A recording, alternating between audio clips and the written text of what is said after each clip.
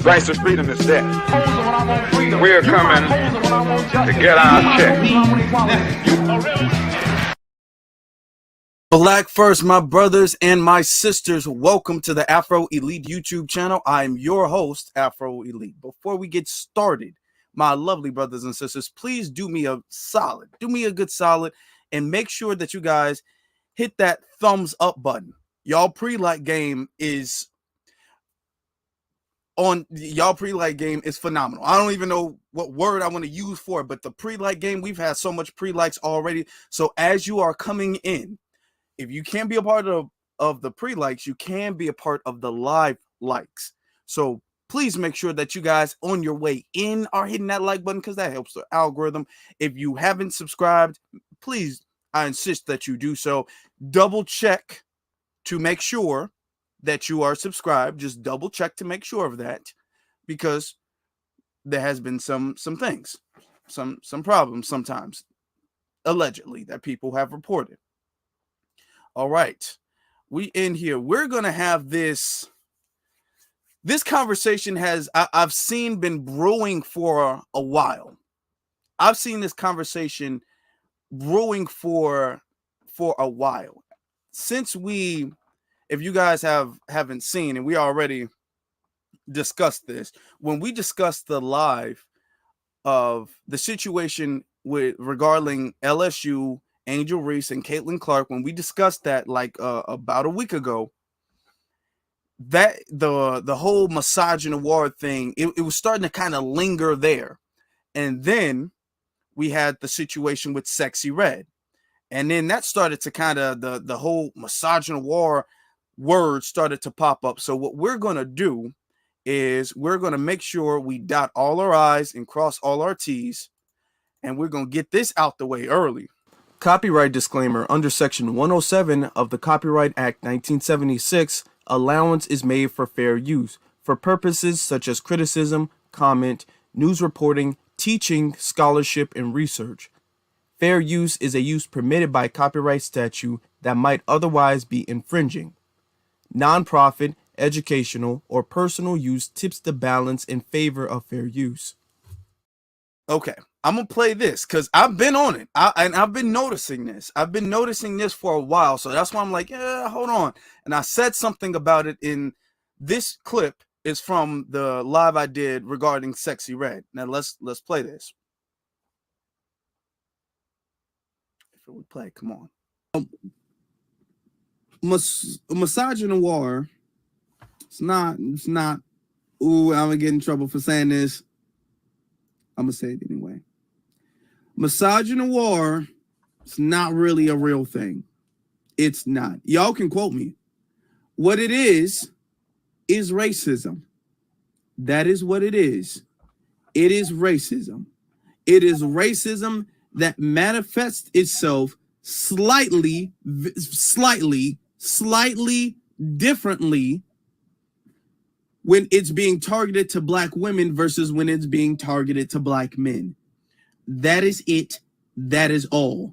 Now, okay, I said that because I knew when I said it, I'm all like, yeah, this is going to need its own live stream because I'm starting to see the trend. I addressed it in the live I did regarding Sexy Red, but I had started to see the word kind of linger on. It started to kind of sprue back up even before that, like literally the live I did before I started to see it sprue up.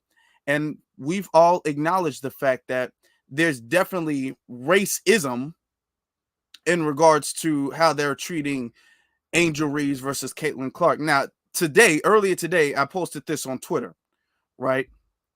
So you have a situation in Saturday Night Live. Saturday Night Live invited Caitlin Clark, not only Caitlin Clark, but Saturday Night Live invited Caitlin Clark and her entire team. I'm talking about the whole team. Everybody on the team was able to come on Saturday Night Live and do this skit. So I said this. Notice how the white girls who lost.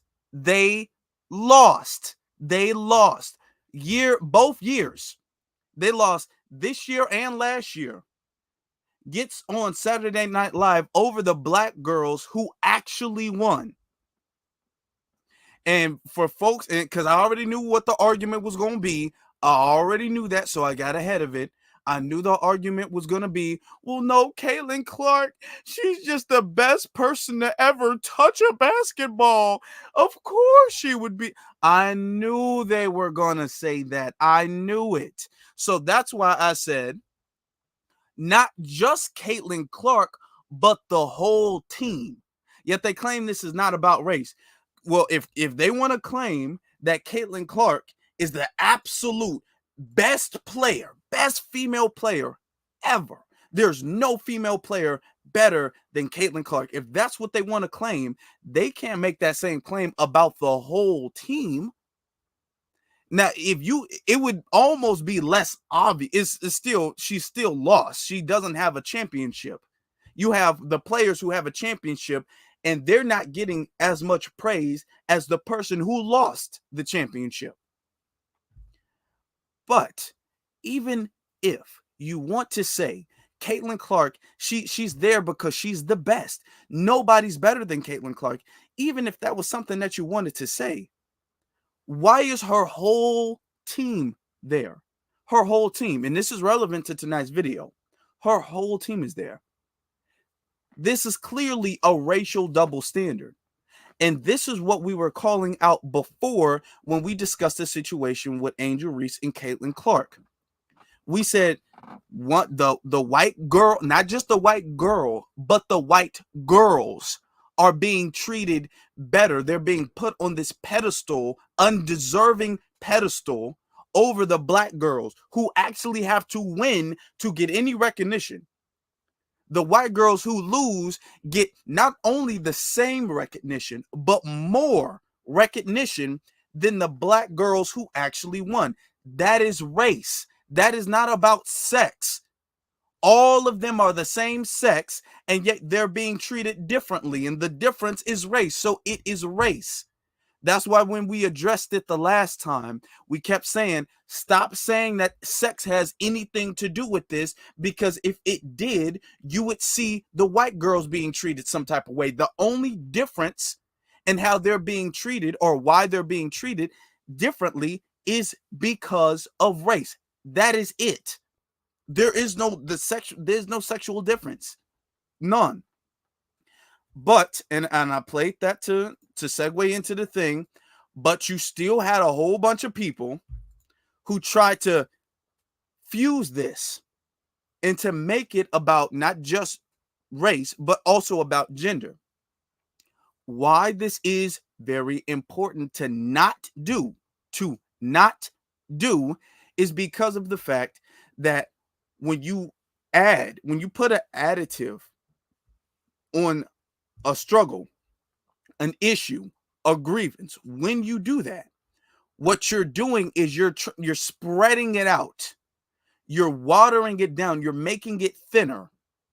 So when you say, well, that's sex, that's racism, but it's also classism, and black people aren't the only people to experience classism now. Oh, that's sex, that's racism, but it's also sexism. It's racism, but it's also homophobia. When they do that deliberately to water down the fact that it is about race. You're trying to spread it out to make it seem like it's about all of these other things. This also gives the narrative that all of these other things are somewhat equivalent in struggle to racism. There is no equivalent to anti-black racism.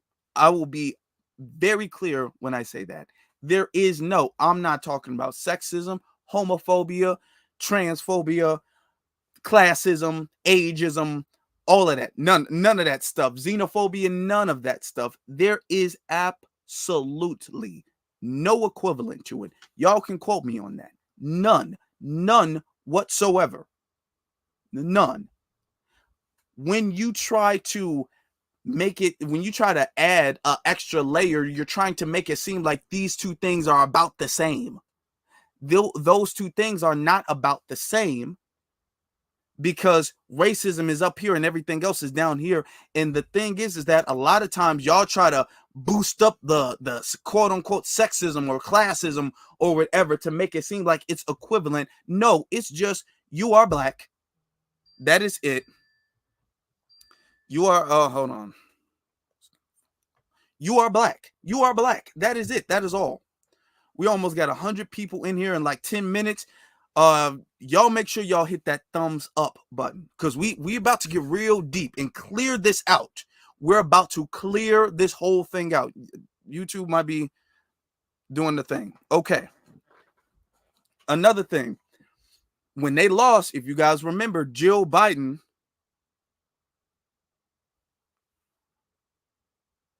when they lost, you guys got to remember, Jill Biden invited both teams, not players, teams, to the White House. Both teams to the White House. Okay. Somebody is saying now, Angel Reese is such a great player. If she's, the WNBA draft is going on now, she's even the top 6 pick for the WNBA draft. Now, when she was doing what she was doing, they weren't saying she's the best. They're giving all of this praise to Caitlin Clark because Caitlin Clark is white. That is it. She had one good game, and I'll give her that. I'm not saying she's a bad player, but she's not that good if she ain't win no championship. The team ain't that good if they ain't won no championship. But you have all of these other factors, and they're trying to promote the white girls because of race. That is it. So, going back to that, remember what I said. They always trying to tie this in. Now, remember how we got on Emmanuel Ocho last week about what he was doing. Check this out. So, we're going to scroll down because we already really covered it. We already got 100 people in the room, y'all. That's good. That's good. We about to get real deep tonight. We about to get real deep. It says, media misogynoir analyzing the treatment of black women in modern media. I see you, Hurricane, Derek, Tyler, man. I appreciate you. I appreciate y'all. So that's what they're saying. Oh my God. Okay. It's that. So we're going to scroll down a little bit because we already really covered what Emmanuel said. We already really covered that. But I want to get to this point of it. I want to get to this point. And this is what led me to know I absolutely needed to make a live about this. Earth Angel, Donna, Willie, I see you. I appreciate y'all. I needed to make a live about this. Now, it says, although one of Ocho's co-hosts, LaShawn McCoy, agreed with his take, that was the other black guy, his fellow co-host, Joy Taylor, pushed back against the assertion that Reese is a self-proclaimed villain, quote, who made her the villain, because someone made her the villain, and it wasn't her. She was being herself and bragged the way all athletes brag. But we don't talk about them the way we talk about Angel Reese. Taylor brought up a valid point that deserves further examination. The treatment of Reese when she behaves in similar ways as other athletes is scrutinized, demonized, and vilified to a greater extent than her counterparts. This is something that we all covered. We all agreed on. We all very well agreed on this. We all agreed on that part. Okay. So scrolling down a little bit, I want to scroll down a little bit just to let you know that. Just to let you know. Why is it? Okay, hold on. Let me see. Because it just did a little jump or whatever. Okay. Okay. Now, right here. I don't know why it just kind of folded like that. But I'm going to zoom in a little bit. It's cool. It says, quote, what's problematic is he ignored Angel's statements on death threats, AI-generated porn, and emotional well-being, and self-styled analysts. in his self-styled analyst, shared anti-racism editor and equity advisor Dennis Branch. Quote, no amount of unsportsmanlike conduct justifies prompting a response of comparing a black woman to a dog, dehumanizing her, and showing her audience her psychological and physical well-being does not matter. Now, I agree with that. I agree with that. I do. Now, here's the part where they start really tripping on this part. Here's the part where they really start tripping. It says society's disrespect. Listen to this, y'all. Society's disrespect of black women allows even black men not to hear our pain and neglect respecting and protecting us while joining in as another hand of oppression towards us. Here is ample evidence that much of America misses the mark when it comes to the respect and well-being of black women. So after this, and I saw it, and I'm all like, you know what? It was a lot that we discussed. It was so much that we discussed in the last thing. It was so very much. So I'm all like, this is going to need its own video, its own live. I'm going to have to talk about this very separately from other things.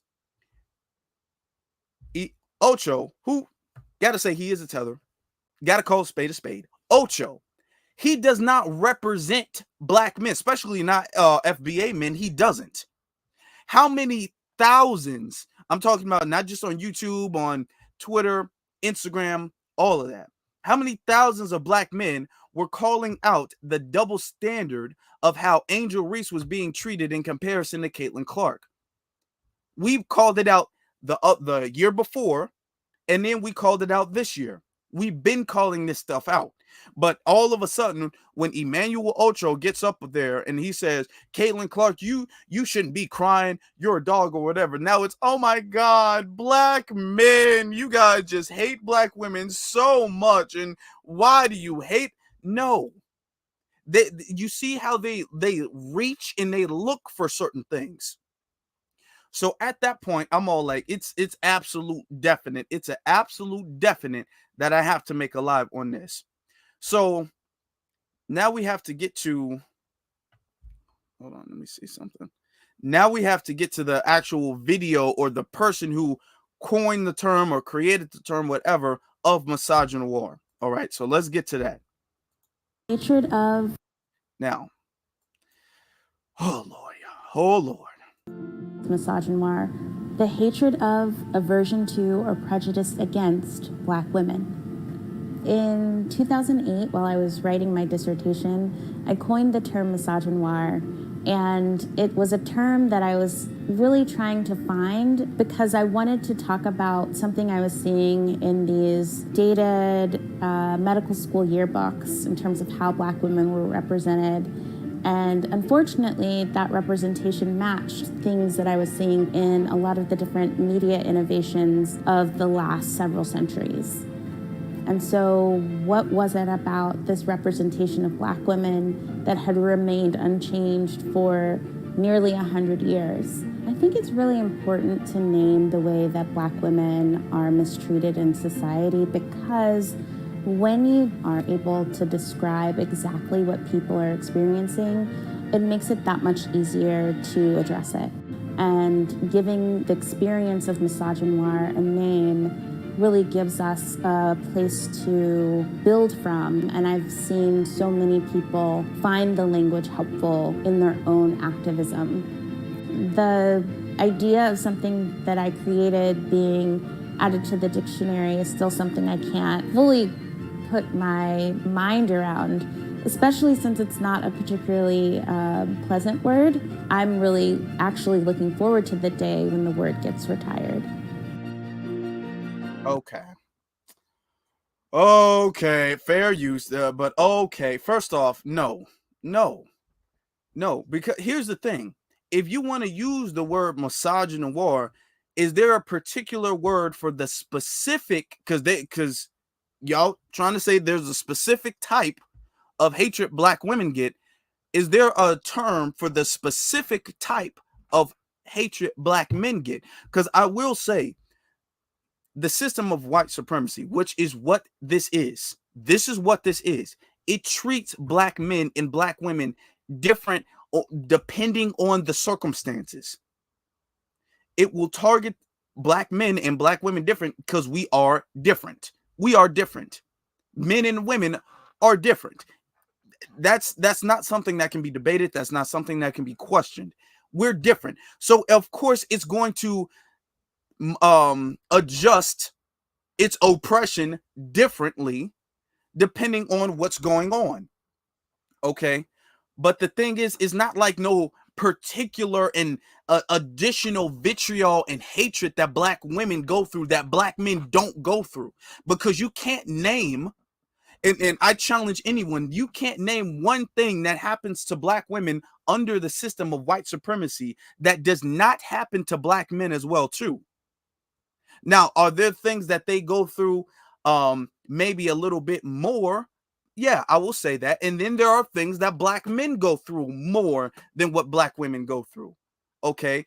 A lot of people like to bring up the maternity rate in the hospital. That is a problem. That is a result of the system of white supremacy. Now, you can't compare that to black men because black men don't get pregnant. You can't say that. Black women, because they get pregnant and black men don't, they're going to have a maternity rate. They're going to have a birth issues and pregnancy issues that black men, of course, aren't going to have. So you can't say, look at this problem. Men don't have to go through this, so we're more oppressed. No, you cannot do that.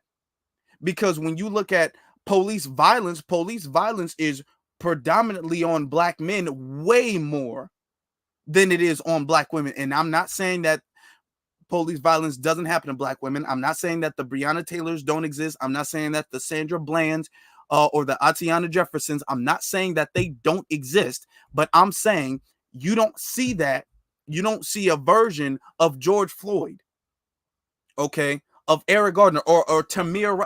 You're not seeing these things as often and frequently. So the violence that black men face is higher. Okay.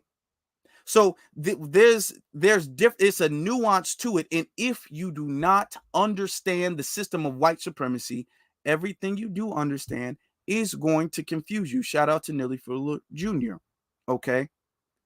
So if you don't understand how it works, because you got to understand not what it exists, but how it works. If you don't understand how it works, you're going to be confused. If you don't understand white supremacy shifts, it adapts, it changes based on the circumstance. Okay. If you don't understand that, you're going to try to rationalize something and you're going to miss. What she just did, she missed. That was a big miss. She missed. That's not what that is. Let me pull up this other thing. Lord have mercy. Hold on. So for you to say that, oh, and gotta admit, because we can't just not say that. We can't just not say it, but we gotta admit that she is a part of the academy, as our brother Torian would say. She is a part of that. Damn, what the hell is going on? YouTube is really doing something weird. She is a part of that. So we do have to admit that if you don't understand it, everything you do understand will confuse you. There's no yes, black women do go through a hard time in the media. Yes, they do. So do black men. Black women are labeled as Jezebels and labeled as thugs and labeled as this and labeled as that. Yes, they do. But black men are labeled as thugs, as deadbeat dads, as slow, as all of these other things. So the black men, we have our own bracket of stereotypes that we go through. It's different from y'all's, but we have our own. And there's no particular word for the hatred that black men specifically go through. And the thing is, it doesn't have to be, because it's all racism. Because let me tell you something. When you are a nigga, you are a nigga. That is it. You are not no man before you a nigga. You not a woman before you a nigga. You're not gay before you a nigga. You're not rich or poor before you are a nigga. You are a nigga. This is the motive for your targeting. This is why they are targeting you. Got to be very clear with that, because these narratives are very dangerous to go around. They're very dangerous. They create a level of infighting and destructiveness and incohesiveness and disunity within the community. Disunity within the community. We have to address this now, because I'm starting to see it's starting to pop up again. It has to be addressed now. If you guys remember a couple years ago, with the Stop Asian Hate thing going on, the dominant society, you didn't see them trying to pit Asian men and Asian women against each other. You didn't see them try to do that. Okay, they're always particularly trying to do that because they know that they have it planted a weak point. They've planted like a little, there's a division between the men and the women in the community that has been engineered. And what they're trying to do is they are trying to grow a seed out of it, grow a plant out of the seed that they have planted.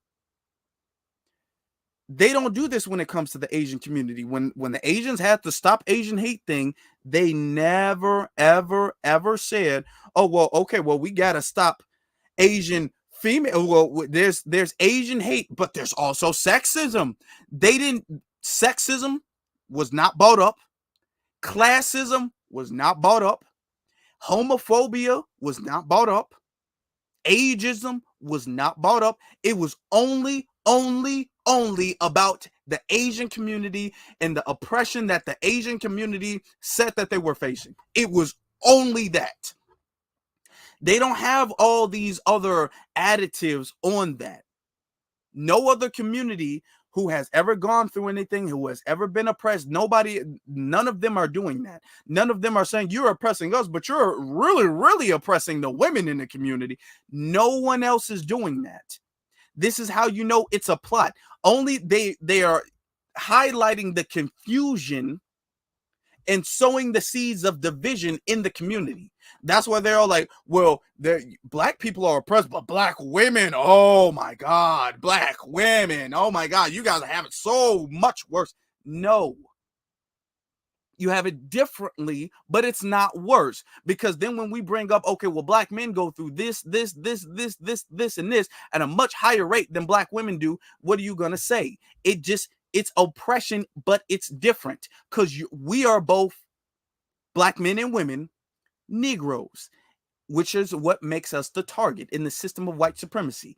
And I'm going to be very, very clear with this before we continue, in the system of white supremacy, which is a global system, you are not a woman to them. You are not a woman. The same way, in the same system, I am not a man. You are a Negro. So you're not really human to them. You're not. This is why not long ago you had the white kids calling black men boy, and that was used as a derogatory little condescending term because it stripped the man of his manhood for a grown man to be referred to as a boy. So for you to say that black men have some type of privilege of being a male, you would have to prove and show that our manhood is respected in this society. And our manhood has never been respected in the society. So that strips us from any quote unquote male privilege that you see our white counterparts experiencing. Now, there is male privilege when it comes to white men and white women. Yes, there is. That's their problem. That's not our problem, because we're not treated like people, period. You're looking at sexism and you're all like, oh my God, I'm a woman too. In the system of white supremacy, no, you're just a Negro. You're not a woman, you're not gay, you're not black, you're not a man, you're not nothing else. Poor, rich, nothing. You are a Negro. That is it, and that is all. So we have to get this confusion out of the community. We have to. So I noticed when she coined that term, I think she said she coined it in 2010? Let me play it one more time. One more time, hold on. When did she say she coined the term? It was 2008 or 2010. Misogynoir, the hatred of, aversion to, or prejudice against Black women. In 2008, while I was Okay, it was in 2008. Right around the time Obama was there. Okay, but 2008. Now, notice this happened in 2008, and they've been riding and trying to sow the seed of Black women. Y'all are the ones who are really, really oppressed, and that creates a division within the community. Y'all be getting it way bad, and then when you do that, when there's a specific word for the oppression of Black women face, but not one for the one Black men face, then they're able to say, well, the real oppressors are really the Black men. Black men are the ones who are really oppressing you, if we're going to be very honest. And they've been able to do that, and they've been trying to sow that seed for a very long time. All right. So that leads us to our next thing. And now we got a lot to cover, so I need y'all to lock in with me and make sure you guys hit that like button. Make sure that you guys do that. So we have this right here. Now, this came out in 2013. This is how long they've been doing this. She said 2008. So this has been a thing that's been going on for a while. And this is from the griot. So this is from the griot right here, okay? Now, going down, just so we can read a little bit of it, so you can get the feeling of how that now they're trying to flip it on Black men. They would never do this to the Asian community. Never. They would never do this to the Hispanic community. Never. But they are doing it to the Black community. Look at this. It says, the 50th anniversary of the March on Washington, during which thousands of African Americans, FBA, came together to address social inequalities, was a reminder of the beauty and power of a unified community. But this summer of Blackness met its discontent when a horrible parody of the heroine Harriet Tubman went viral and highlighted the interracial sexism that's gone largely unaddressed. As the Black community focus on threats to our civil and economic well-being, such as voting rights and continued high unemployment, the general objectification of Black women and their issues, such as single motherhood and access to reproductive health care, were neglected to background noise behind the symphony of race issues. Okay. All right. I'll see. Now this is what they're doing. Okay. Now it continues to say, what makes this most disturbing is that it is Black men. See what I told you? They were going to flip it. They were going to flip it. It's Black men who are the primary purveyors of sexism against Black women, while being our most visible political leaders. See, this is them. I said it. It was going to come sooner or later. Where now they're going to flip it and make it, well, we're Black men. Oh my God. It's really y'all the problem. If we're going to be honest, this is the system of white supremacy causing infighting that they don't ever cause in other communities. Scrolling down a little bit. That video is not related to this. So this is just another video. Black men's problems confronting sexism. Okay. There are many reasons why Black men, generally speaking, have issues confronting sexism. One reason is explained by a common finding in social science research. Societies tend to align with hierarchies within one group is privilege over another group. The natural inclination is to identify more closely with the group that provides higher status. Since men enjoy more privilege than women and Black less than white, Black men consider themselves men first before it because it affords privilege. Do you guys think that if there was a study done A fair, unbiased study done, taken of millions of FBA men. Let's just be very specific. Do you think that they would say that they are a man first before they are black? Them being a man is more important, is a bigger factor in their life than them being black. And it's more important for them to prioritize them and manhood over black empowerment. No. This projection that she's given, she's trying to paint this narrative of black men secretly want to be white men. Now, this happened in 2013, right after she came up with it. She said she came up with it in 2008. Then it started to pick up a couple years later. Then it was like, well, black men, they really the bad guys if we really want to think about it. Okay. So we're going to go through a little bit of it. It says, just as black men, if they had to give up either his race or gender, which would he choose? Okay. All right. Now, here's the thing. They're trying to create this. This is trying to create a seed of division to say black men aren't really on your side. You know that, right? Black men aren't really on your side like that. Yeah, they're oppressed, but they're not as oppressed as you, which they can't actually give because no statistic proves that. There is no statistic that proves that at all. Now, there are studies that show the oppression is different, that the racism manifests itself differently, but there's no way, there's actually, all the statistics actually prove the opposite, that the bigger target is actually the men in the community. That's what the data and statistics show. When they come up with these think piece and opinionated articles, they don't actually bring up any evidence to validate their point. I'm not even saying they've proven it. They don't even bring up the slightest amount of evidence that would validate it, that would give somebody the inclination to believe that that's true. They're just saying it. They're just talking out of their ass is what they're doing.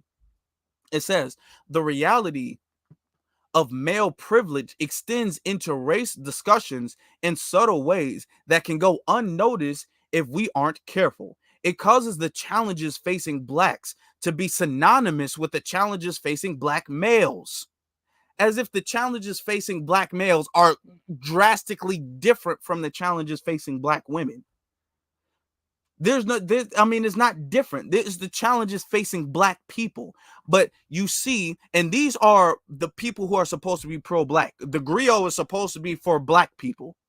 This is controlled opposition, trying to make it seem like, well, no, hold on. Those aren't black issues. Those are black men issues. That's what it is. Okay. Make sure you guys hit that like button. I'm not sure what's going on with YouTube right now, but make sure that you guys definitely hit that like button for sure. Make sure you guys get that done. I'm not sure what the hell is going on. Okay. All right. So this is this like black feminist thing where they're trying to do that. Now, we're only going to get to this part because there's so much more we have to cover. It's a lot more. Oh, we're going to get this done tonight. It's about to be done. We're not going to talk on this anymore at all. So it says, it causes the challenge facing black men to be synonymous with the challenges facing black males. This results in black women either serving as props in narratives about black men or being left out altogether. A quick look at the prominent issue of the Today Tell Quite a Story of the Day Tell Quite a Story. I don't know. Oh, Stop and Frisk. Police profile our black men as criminals. High unemployment rates means black men can't afford for their families. Black men are being incarcerated at an inhumane pace. Our black boys are dropping out of school more than anyone else. Gun violence makes black men gun violence makes black men serial killers of other black men. Really? Did they really just say that? Okay. Then it says down here, then it says, and our biggest problem facing black women, question mark, they can't find black husbands. Even black women's perceived issues are centered around black men, centered on black men. Never mind that black women earn less on average than black men, or that single black women during their prime earning years have a median net worth of $5. Okay. So you're seeing that. You're seeing that. Now, there's a lot of factors that go into that. It's a tremendous amount of factors that go into that. Now, they just brought up the fact that, well, black men, they face more police violence, they face stop and frisk, they face all of these things, to be very honest with you. And I'm not trying to water any situation down, but to be very honest with you, when you actually do compare the two, it's seeming like the black men have it heavier on their side than the black women have it on their side. When in the same article, when they tried to compare, well, black men face this, and this, but black women earn less than black men. Wow. I mean, it's kind of, and we're not even trying to compare. We're not trying to do the oppression Olympics within the community. That doesn't make sense. But that's what they're trying to do. And they fail to really even do that. They fail to do that. But of course, they're going to try to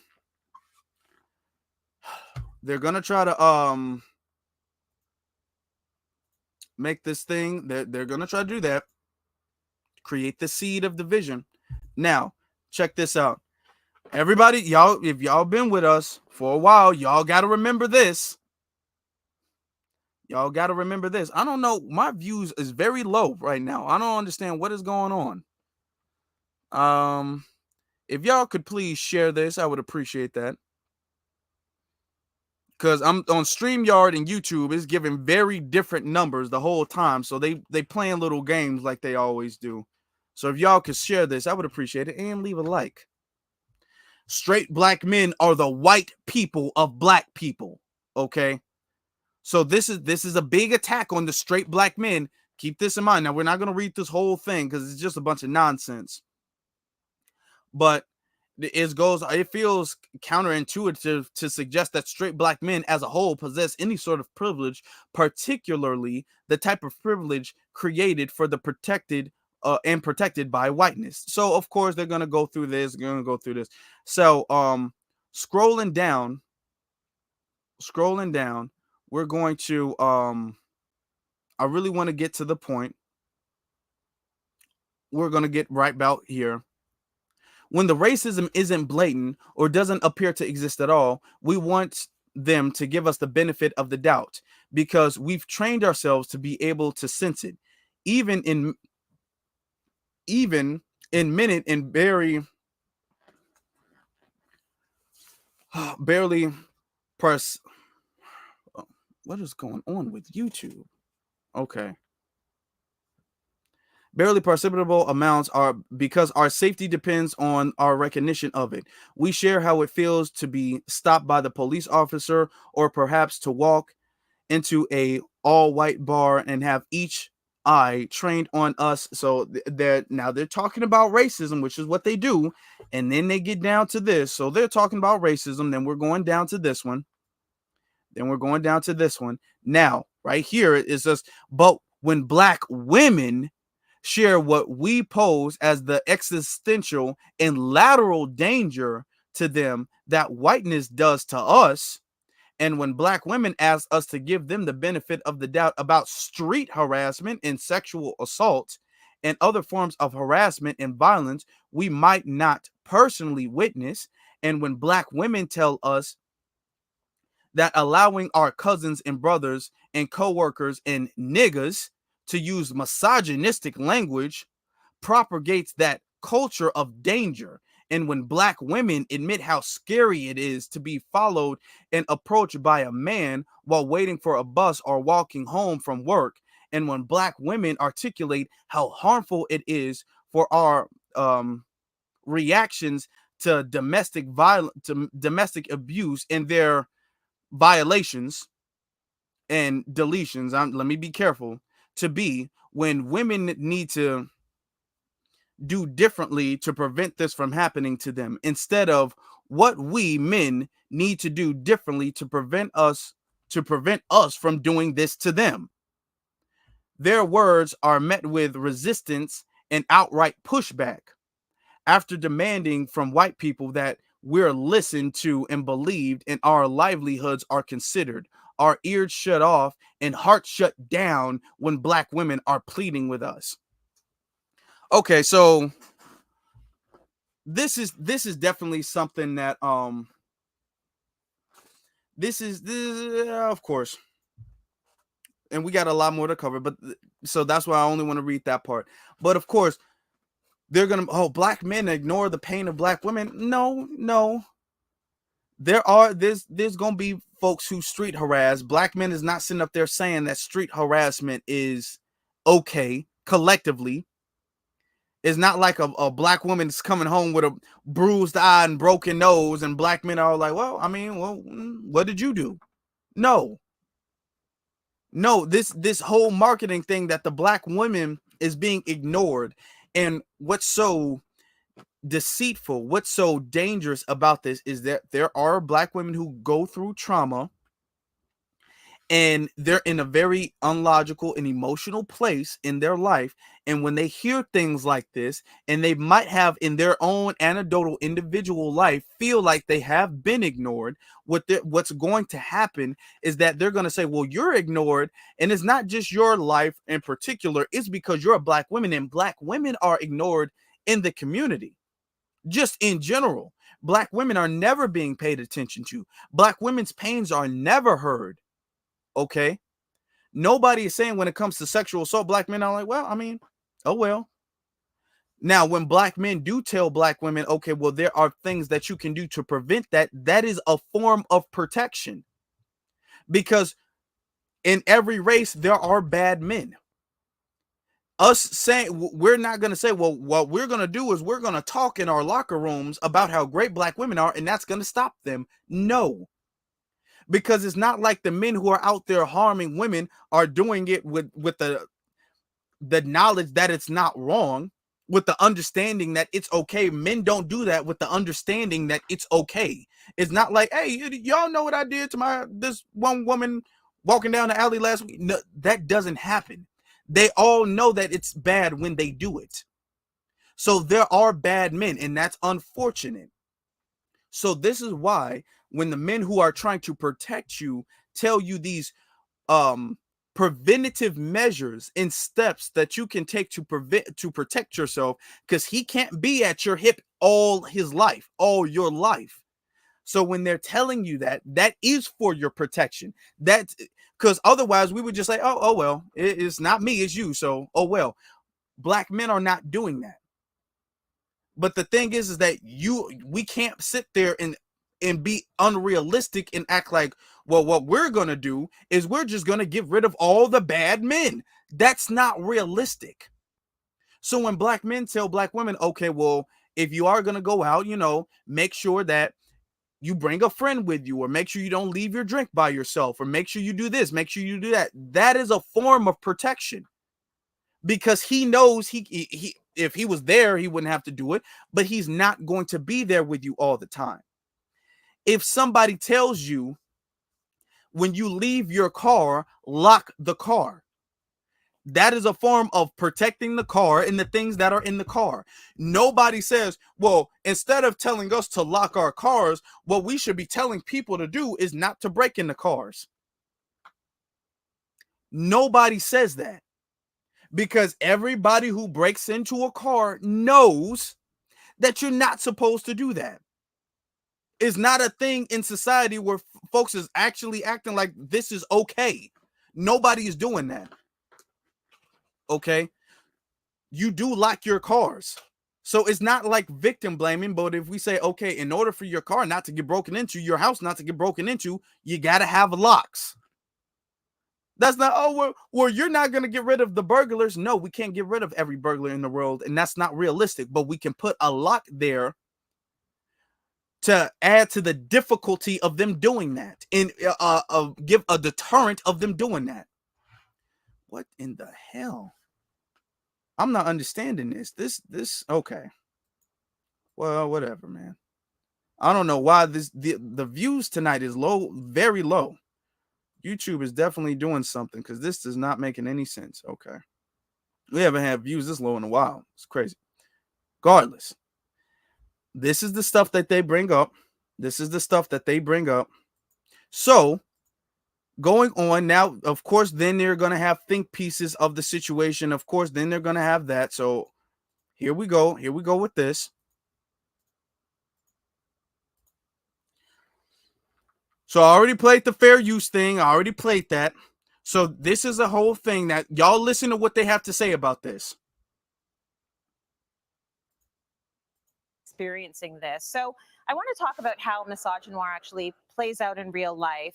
And I'll start with you, Kathleen. If you have an example of what you've seen of misogynoir that might help our viewers understand the concept. Yeah, I mean, I have so many examples. I think one of the ways that people understand it is how we've seen it in pop culture.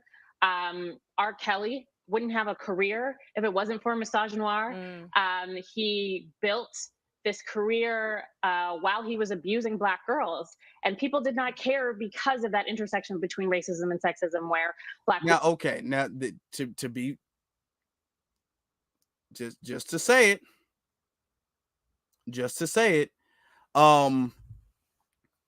R. Kelly, and this ain't gonna be no defense of R. Kelly, but R. Kelly was sitting up there. He had Black men and Black women who was listening to his music. They was listening to his music. So let's not sit up here and act like, well, it was really the fact that Black women are so hated, which is why R. Kelly was so popular. Well, if that's the case, then why did R. Kelly have such a huge amount of female listeners? Okay. Women are repeatedly disrespected. I think we saw it with the U.S. election and how people reacted to Kamala Harris. I think we saw it with the U.S. election and how people reacted to Kamala Harris. Okay. The U.S. now you see, now this is this whole liberal thing, and they try to do this. Well, the real reason why people didn't like Kamala Harris isn't because the fact that Kamala Harris is a very anti-Black racist person who would make a terrible president, who said that she doesn't want to do anything at all specifically for Black people. That's not really the reason. It's the fact that Kamala Harris is a woman, is a Black woman, allegedly, is a Black woman. And because of that is really the reason. It's misogynoir. No, it's misogynoir because no, it's not. No, it's not. No, it's not. But you see how they got to reach. Continuing. Serena Williams. I think there are so many examples. We see it now. Serena Williams, okay. Serena Williams faced racism. You can't tell me how she would be facing anything different if she was a male. Because when Black male athletes go through certain things, you don't say, well, that's man hate and racism. That's just racism. But when Black women go through racism, well, that's racism and sexism. In pop culture every day. I think in my life, how I have seen it is in, little comments that people will say, even Black men, because I think one of the big things with misogynoir is how the is Black men. Patriarchy is such a big component of it. And so I've heard people say, I don't date Black women, or you're pretty for a Black girl. These sexist comments that are also so rooted in racism. Absolutely. Tracy P., we've talked about this ad nauseum. Do you have some examples to throw out for us as well? Exactly what you said. There's like this attraction and also this rejection. So we're celebrated for being very strong women, but at the same time, when we speak, we're considered loud, we're considered opinionated, we're considered aggressive. People want us to turn it down and dial it down when we're speaking our opinion. I've experienced that my entire life, and not only me, but a lot of Black women I know.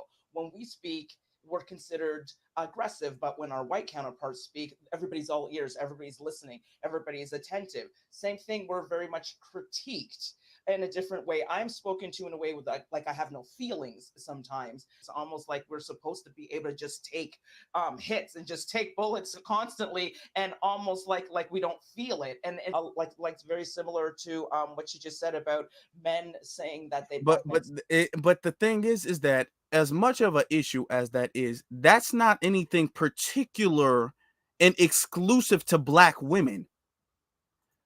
Now they might bring up real issues, but they're not bringing up anything that is exclusive to black women. That's the thing.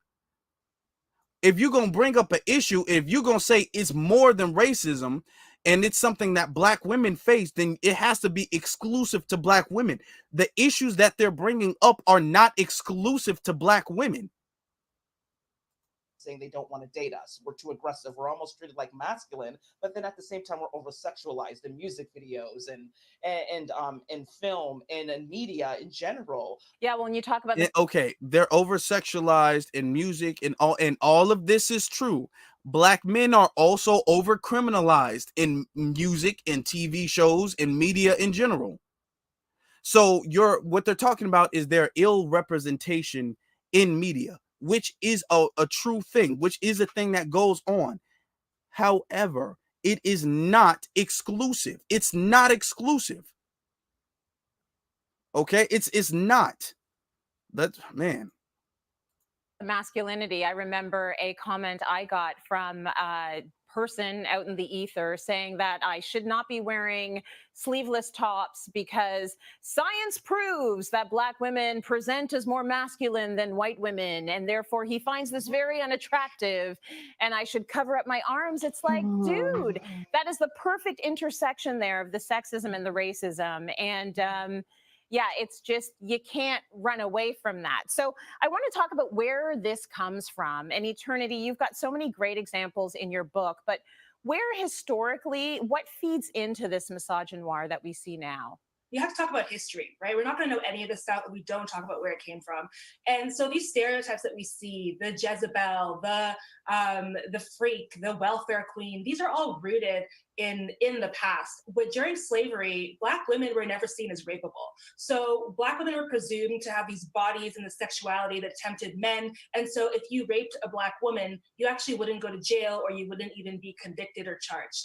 And so first of all, that part of this conversation of Black women's bodies, and Black women being not valued, and their sexuality being tempting comes from slavery, and it gave men permission to rape Black women without any fear of being criminalized. It gave which men?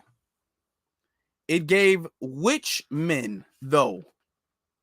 Like the thing is that these is part truths and is part distruths, because you're telling the truth. Is very interesting because you're telling the truth in a very dishonest way.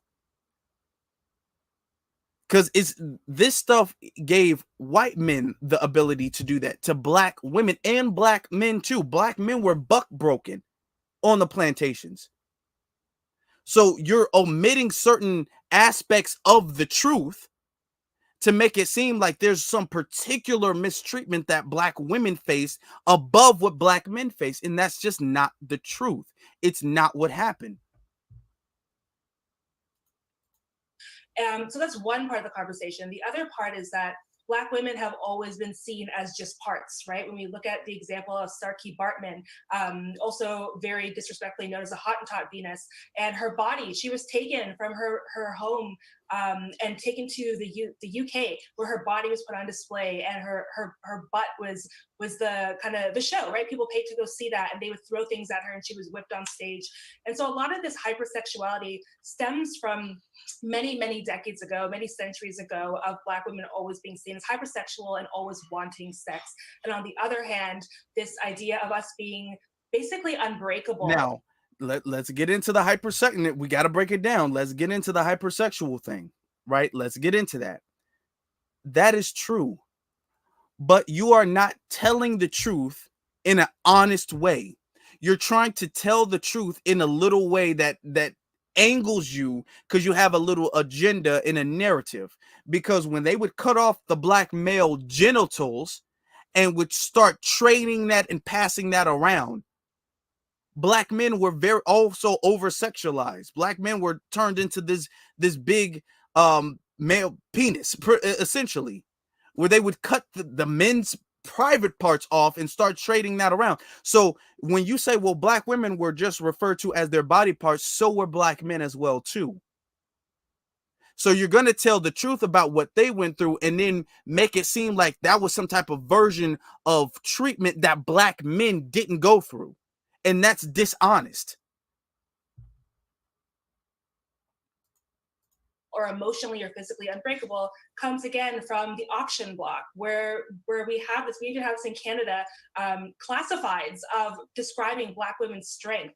And so it's always been seen that we're able to withstand all kinds of emotional and physical labor because of slavery and because of what we have gone through. So one thing I want to say is the real life manifestation of this idea of us being able to take more pain is actually black women getting less pain medication in hospitals and being treated not as well as our counterparts in the healthcare system. And we hear this about black maternal rates in Canada and the United States. So there are real life issues that are affected by this idea. Now, I want to talk just about this idea of naming misogynoir. Okay, yeah. That's racism, though. That's racism. Because if you are getting mistreated in a way that white women are not getting mistreated, then it has nothing to do with sexism. The name came out, as you mentioned, Eternity by feminist Moya Bailey in 2008. But what do you think is the impact of giving a name to this? Kathleen, I'm going to ask you this one. Well, you can't fix what you don't name. And nothing has gone away by ignoring it. And I think that putting specificity to what we are going through and history to it, like Eternity just went through, and the specific pain that we go through because of misogynoir, like Tracy spoke about, I think that is then how you fix it and how we move forward. Because ignoring it, like you said, it is life and death at this point. The stakes are too high. We are past being the only ones as Black women speaking about this and having to be that strong stereotype where we are going through this world with these very unique traumatic experiences and being the only ones. Okay, but what unique traumatic experiences? Like when you and see, this is the thing. They are very hell bent. We'll get this off screen. They're hell bent in making it seem like this is a very unique and particular and exclusive experience that we go through, and then they'll tell you real experiences. But then the experiences that they tell you are not unique, are not new, are not exclusive. That's the problem. The things that they are going through, they will tell you are not unique, are not new, are not exclusive. But then they'll say, well, yeah, these are things that are unique, exclusive to us and us alone. When it's not. When it is not. All right. So, we're done with that. We're done with that. But I was able to find a whole lot of videos, and they've been taking this crazy. They've been taking this crazy. Now, before we go with some of the other videos, because there was another person who's on the thumbnail that we're gonna have to bring up. So we're gonna have to do a little backtracking. But there's a lot of off-codeness that I've been seeing, on a tremendous amount of off-codeness that I've been seeing online due to this. Look at this. This one guy right here who's defending misogynoir. Look at this. I'm on my way home right now, and it would appear that my video on Audre Lorde and misogynoir has gotten taken over by complete dipshits. Somehow both Black men and women, completely unable to understand Audre Lorde's quote, just somehow have gotten divestment Black women and, oh, you just want to blame Black men, dudes? So I'm going to get back home, and I'm going to draw it out for dummies on a little sketch pad for y'all. I think it's honestly the most embarrassing comment section I've ever had. It's a lot of Black men being like, oh, where, you can't believe you want to blame Black. And then it's Black women being like, that's why y'all monkeys can't do this. And it's like, what's happening right now? So I'm gonna sit here, I'm gonna explain it for all you self-hating pieces of shit. Like genuinely black men, black women throwing racial slurs at each other, arguing over who gets evicted the most or who has a better, like, that's dumb and you guys should feel bad about yourselves. Before we get into the drawing, let's revisit the Audre Lorde quote. Specifically the part where she says, until that consciousness is developed, black men will view sexism and the destruction of black women as tangential to black liberation rather than as central to that struggle. So just keep that in mind. He said black men will view sexism and the destruction of black women as tangential to black liberation. When some of the earliest people fighting for women to be treated fairly in society were black men, Frederick Douglass being one of the main ones, fighting for the fact that women should have a right to not be beaten across the head. Fighting for these rights for women have been black men. And statistics and studies show that black men are actually the most, black American men are the most progressive when it comes to the treatment of women and the status of women than any other group of men collectively. So when you say, well, black men feel like they got to step on black women and get ahead. Okay, that's what he's saying. Let's continue. Let me break down the quote for you idiots. Here's the number 9. Or if you flip it around. I mean, and you can see all of the, and I don't want to like interrupt it so much, but all of the insults, the you idiot, you're like these like liberal boulets, they do a lot of talking down on black people. You're it. I don't know if he's FBA. I don't know if he's a part of the alphabet. I don't know. I'm not sure, but he's defending them. I haven't dug in that much to figure that out. Okay. I'm not sure. Listen. The number 6. So you've got 2 people here. One person here saying that's 6 and one person here saying that's 9. And then you've got a third person right up here saying neither of you is seeing the whole picture. So let's assign some names to this. So you've got Frederick Douglass and Susan B. Anthony. And over here, Frederick Douglass is fighting for black men to gain the right to vote. And over here, Susan B. Anthony is gaining for white women to gain the right to vote. This all leaves out the autonomy of one very crucial demographic, black women. So let's skip forward to the 70s in which Audre Lorde's article was written. So following the civil rights era, you've got the Black Power era led by many male leaders.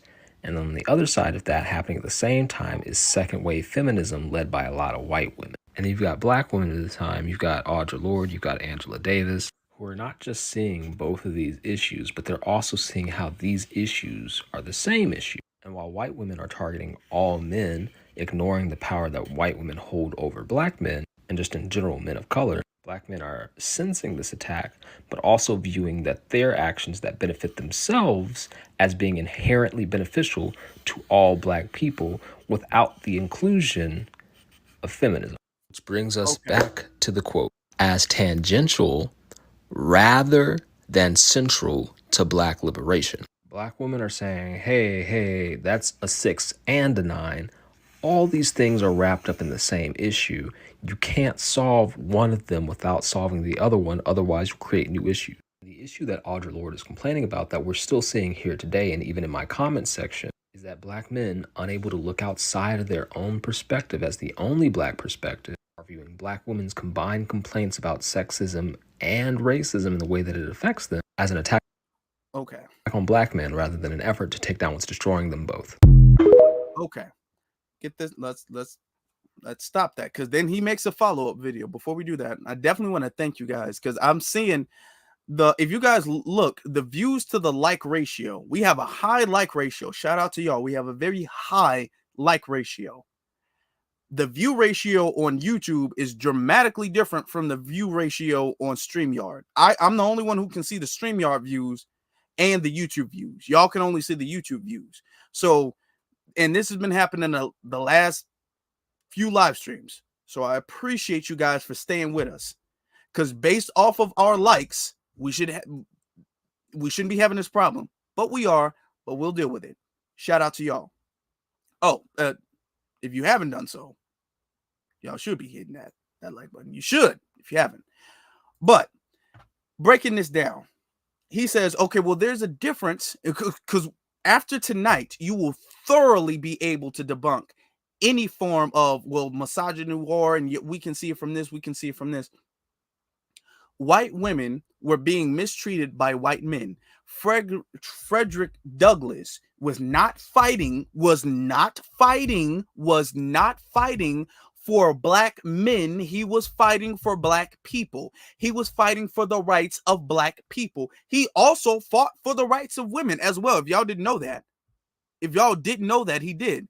But he was fighting for the rights of black people. When they bring up political leaders, or not political leaders, but black men who led in the community, oh, well, they were fighting for black men, as if what is beneficial to us is not also beneficial to the women. And what is beneficial to the women is not also beneficial to us. This mentality is the mentality of somebody thinking that we are separate in a community. A community is made up of the men and the women. Every community is made up of the men and the women. That is what a community is made up of. You can't have it to where the men are super benefiting from something and the women are not. Even in the system of white supremacy, the white women still benefit from being a part of whiteness the way white men do. As white men go up, white women go up too. Now, they don't go up as high because white men keep white women down to a degree. But the thing is that they still go up. So you can't separate the benefits. You can't say, well, hold on, you're fighting for the rights for black men to vote. And how is that going to help black women? What do you mean, how is that going to help black women? That's going to help the entire community. That's going to help the entire community to go vote.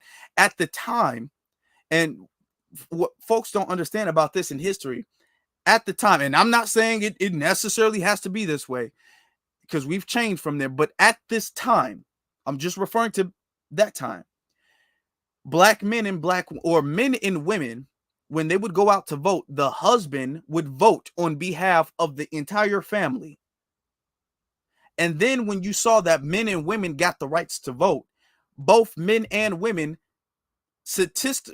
even today, statistically, they tend to vote the same anyway. There's not no major difference in the way a household votes. If the dad is a Republican, more than likely the mom's going to be a Republican. If the dad is a Democrat, more than likely the mom's going to be the Democrat.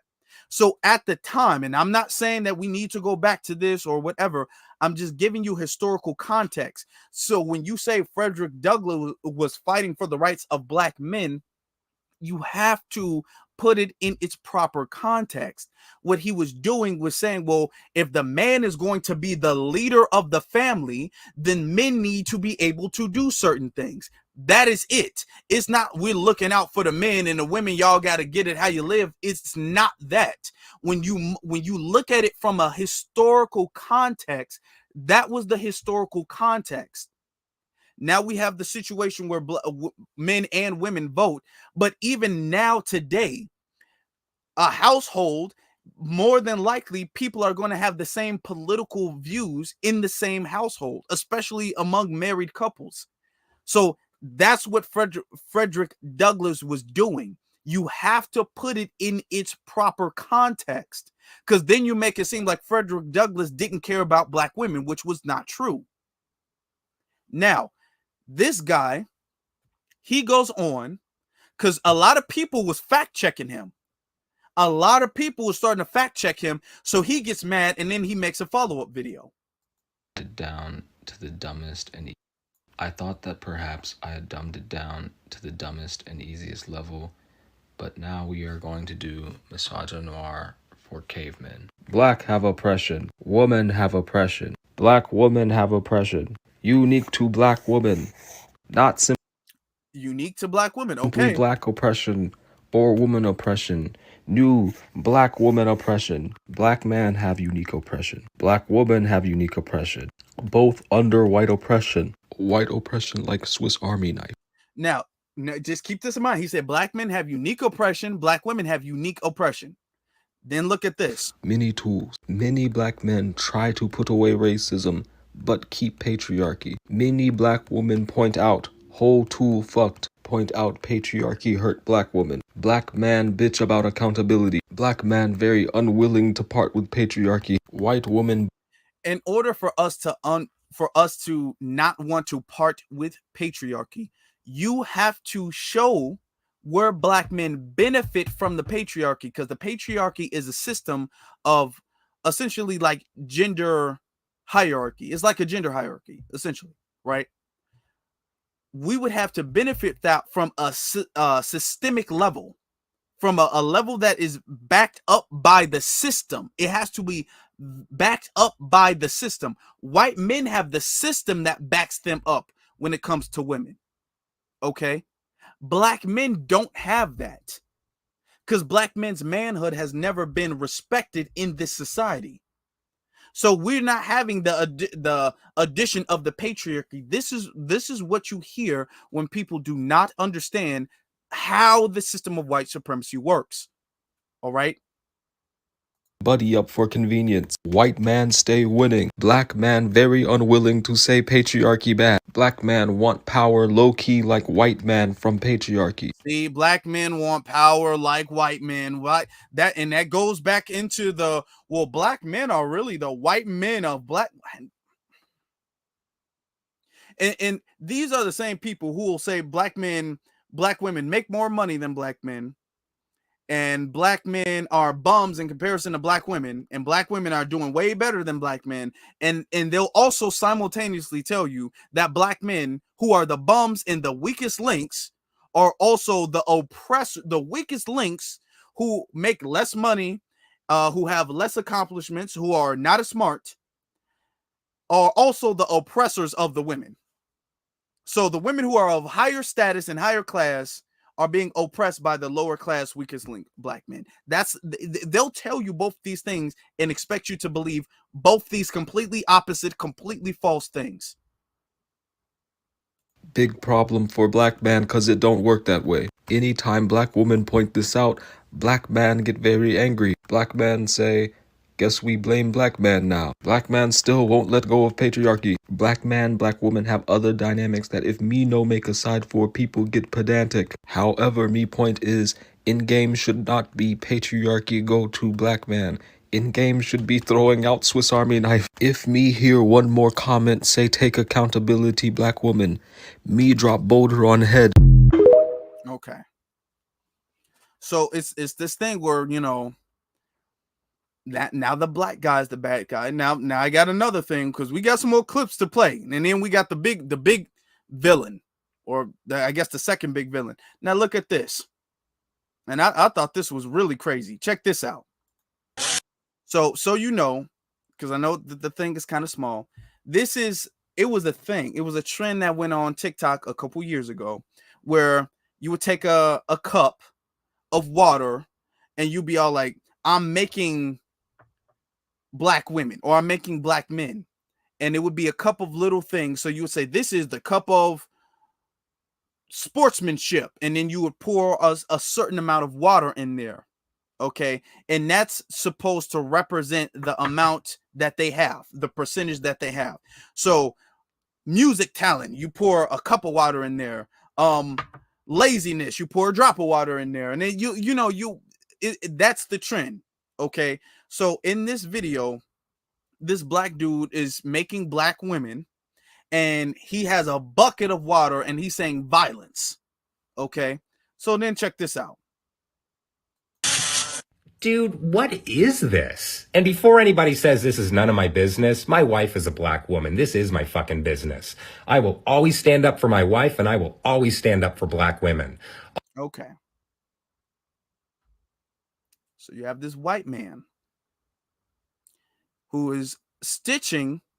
He stitched that, because that's what they call it on TikTok. He stitched this black dude who's making a joke about black women.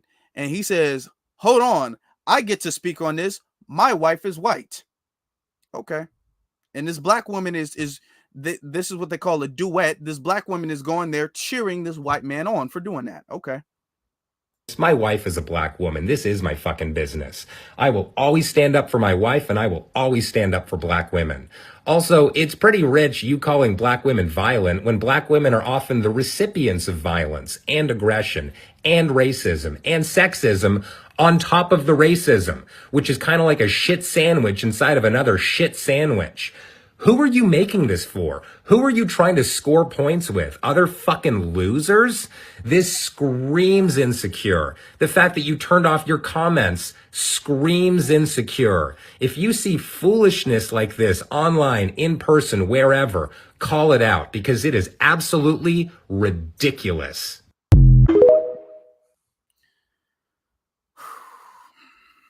Let me say this very clearly. First off, if that's not one of the most massa loving, off code, butter biscuit eating ass videos I've seen in a while, if we're gonna have a code, it needs to be all the way through. And I'm gonna tell you something. I'm gonna be very, very clear. Let me move this off the screen so I can be abundantly clear when I say this. Okay, getting this whole thing off the screen.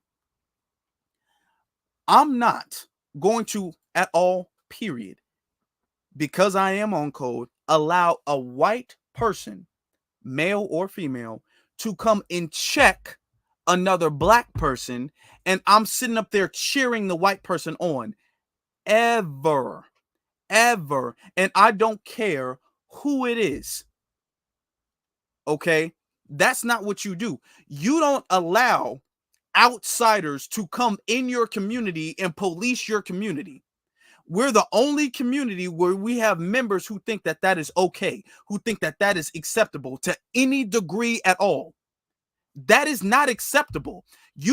I don't care what they did. We got it. In the Native American community, you have their own police force. They have their own police force. They are like, no, we got our own community. We'll police ourselves. We're not allowing outsiders to come and police us. We're the only community who, when an outsider comes and police us, we are like, well, he was wrong. No, it don't matter if he was wrong. And I didn't see the full video, but based off of seeing that, I disagree. And I don't think he should have made that joke. That was a very bad, distasteful joke. And it don't matter how wrong he was. You don't let a white man come and check a black man, period, at all. That's off code, period. If you wanted to check him, okay, fine. If you wanted to address it, fine. I wouldn't have had an issue with that. If you wanted to say that's not good, brother, if you want to say, brother, that's in bad taste, brother. If you wanted to say that, that is fine. You don't let no outsider come and say that. You don't do that. I wouldn't let a white man nor a white woman come and check even the most off code black person. When Candace Owens was going through that, I wasn't sitting up there cheering no white person be all like, yeah, Ben, fire her. Yeah, that's what you get. I wouldn't let that happen because I understand you have to set the precedent that your community is only to be checked by another member of your community. That is it. Any problem that they doing, no matter how bad of and this a joke, but no matter how bad of a joke, no matter how bad of an action, we got it. Don't worry about it. We got it. We're not going to let you come in and say what you got to say and be like, well, I'm married to a black woman, so I get the nigga pass. Sir, no, you don't. No, you don't. They wouldn't do that to a black person. They would not do that to a black. Well, hold on. I'm going to come in to the white community and I'm going to start reprimanding white people because I'm dating a white person. They would never allow your black ass to do that. I wish you would do not just white, any other community. I wish that you would get with an Asian, male or female, and then say, well, because I'm dating an Asian person, that gives me the authority to speak on the Asian community and to call out other Asian. I wish you would do that. They would say, I don't care how many Asian people that you date, that you sleep with, that you marry, or even procreate with. You are not Asian. You are not, you do not, and you will never have the authority to come in our community and to check us. I don't care how wrong we are. But you got black folk, you got black folks sitting up there, she was, let me show you again. Let me just show you again, because she was out here absolutely cheering. She was cheering for it. Hold woman. This is my fucking business. She was I will being all always stand up for my animated wife, and I and will all of always this stand stuff. up for Oh, black it's women. my business 'cause Also, I'm married it's to a pretty black rich. woman. Sir, no, it's not. And white people do this because they know for a fact among a lot of black folk, let's keep it real, among a lot of black folk, there's a massa mentality. There's still this little massa gene in a lot of black folk. There's still this, Jesus is kind of, I know he's not white, but I still, when I think of Jesus, I think of Brad Pitt. That's what it is. That is what it is. So they know they get to come here like an authority figure and say, well, hold on, I'm married to a black person. So now I get the authority to speak on behalf of black people as if I was black. I'm going to tell you something. He wouldn't have even tried this if he was he wouldn't have said, well, I'm married to an Asian, so I can speak on them. They would just speak on them regardless, because it's not like they respect him. But the thing is that Asians still wouldn't have permitted that. They still wouldn't have been all like, well, hold on, he is married to a black person. That stuff is that stuff, no, absolutely not. Absolutely not. Man, I would listen. Don't you ever, ever, ever. I don't care how, like I'm saying, it could be Candace Owens, it could be Roland Martin, it could be Jason Whitlock, it could be Larry Elder, it could be who, I don't care. If they are black, we got it. We got it. We're going to straighten them out. We're going to handle them how we see fit. You don't come in and be all like, oh, what? Well, I'm going to step in as the authority and straighten y'all out a little bit. Never. No, not at all. Y'all letting the oppressor come in to do some discipline to a black. Hell no. They are the oppressor class. Hell no. Hell no. That is unacceptable, period. And I don't care how wrong he was. Completely unacceptable. Like, this stuff is really getting into a delusional state. Let me see this video. This whole thing of y'all wanting to divide the community up is getting into a very delusional, damaging state where now you're allowing the white people to come over and do that. Okay, look at this.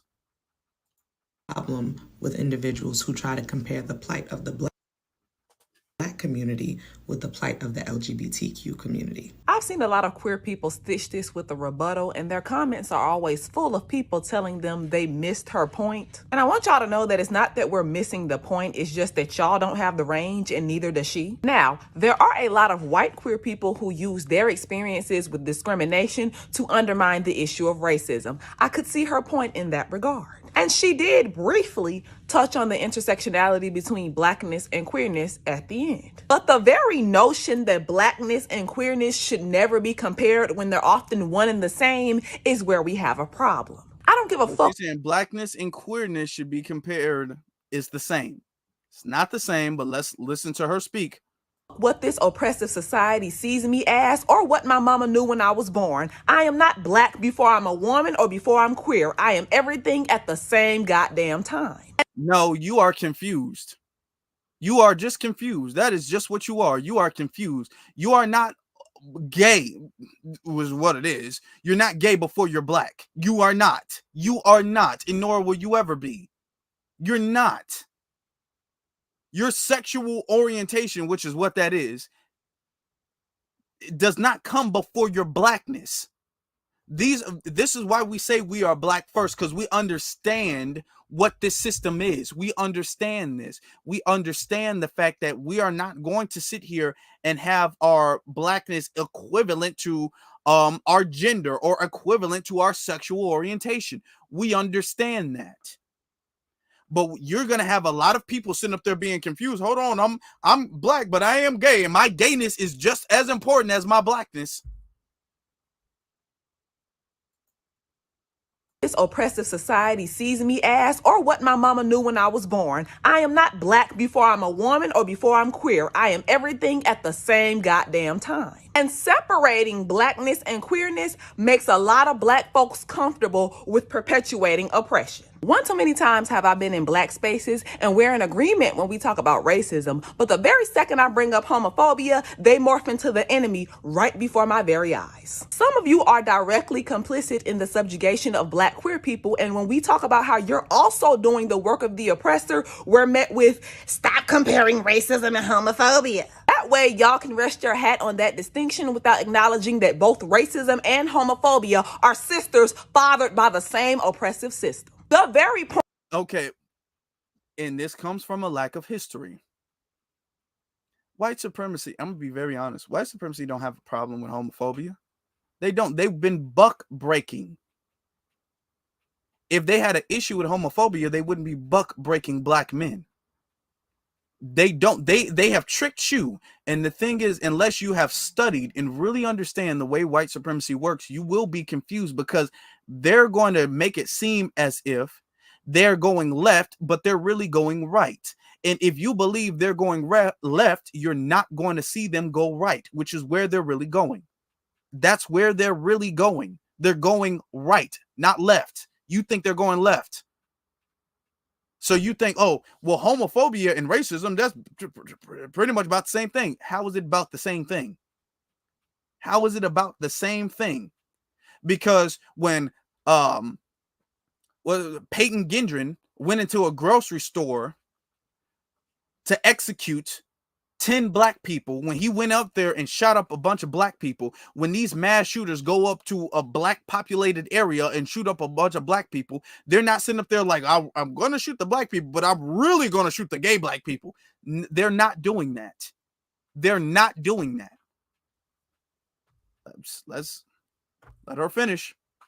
Point she's making in that video is constantly used to argue that queerness is an invention of white people, therefore black folks shouldn't bother trying to defend it. Even with gender, because she also mentioned being black before being a woman. A lot of black women embrace that idea, and then we wonder why our community is often protective of black men who do horrible shit to black women and girls. They want you to forget about your gender so that you're still inclined to protect these men based on race. Okay. They bring up, I'm not sure who that guy is, R. Kelly. There's been, and let's be honest, like I said before, and I'm not defending R. Kelly, but R. Kelly had a lot of female followers, mostly, to be very honest. I'm not sure exactly the data on it, but mostly his audience was largely women. Tory Lanez. I mean, the trial was the trial. You had some black men who didn't believe Meg. Meg was lying. At least partly she was lying. She had to admit that on the stand. At least partly she was. So you had some who didn't believe her. You also had some women who didn't believe Meg. Okay. That's not because we just don't like black women. They made Megan Thee Stallion the representative of black women. Okay. The person in the middle. Oh, Chris Brown. Okay, that's Chris. Dude, really? So we just not going to acknowledge the fact that Rihanna hit him first. Now, when they said we're going to ignore the harm that black men do to black women, we also do ignore the harm that black women do to black men, which is a problem. And it's something that as a community, we need to come to the table and sit down and say, hey, how do we do better for each other? How do we do better? But instead, what they're trying to do is say, how do you guys treat me better? Because I don't need to treat y'all any better than what I'm treating y'all right now, which is not that good. But I don't need to treat y'all any better at all. Y'all just need to learn how to treat me and us as black women better. Okay, because if that's the case, they would acknowledge the fact that, black women hitting black women assaulting black men is a problem too. They don't bring that up. But when a black man does it, and I'm not saying that that's not wrong, but I'm saying that there is issues within the community stemming from both sides. Okay. And you can't sit up there and say, I'm going to just omit all the issues from the side that my gender is on and then highlight the issues from the other side and then say, y'all got to do better for me and my team. We have this thing where we're dividing my team versus your team. It's the black man team versus the black woman team, and we're at war with each other. We're fighting each other. We're not like this. We're like this. We're fighting against each other. That's a problem. It's a very big problem. Continuing. Allowing motherfuckers to prioritize which parts of your identity they want to recognize first will always leave some part of you behind. Oh, and we're not born with the awareness that we're black either. Race is a social construct that we become aware of, similar to gender or sexual orientation. Oh, you might become aware of it. The second you are born, you are black. The second you are born, you are not gay. That's just what it is. There has never been, never will be a gay newborn baby. There has never been that, and it never will exist. There has never been a bisexual newborn baby. It has never happened. It will never happen.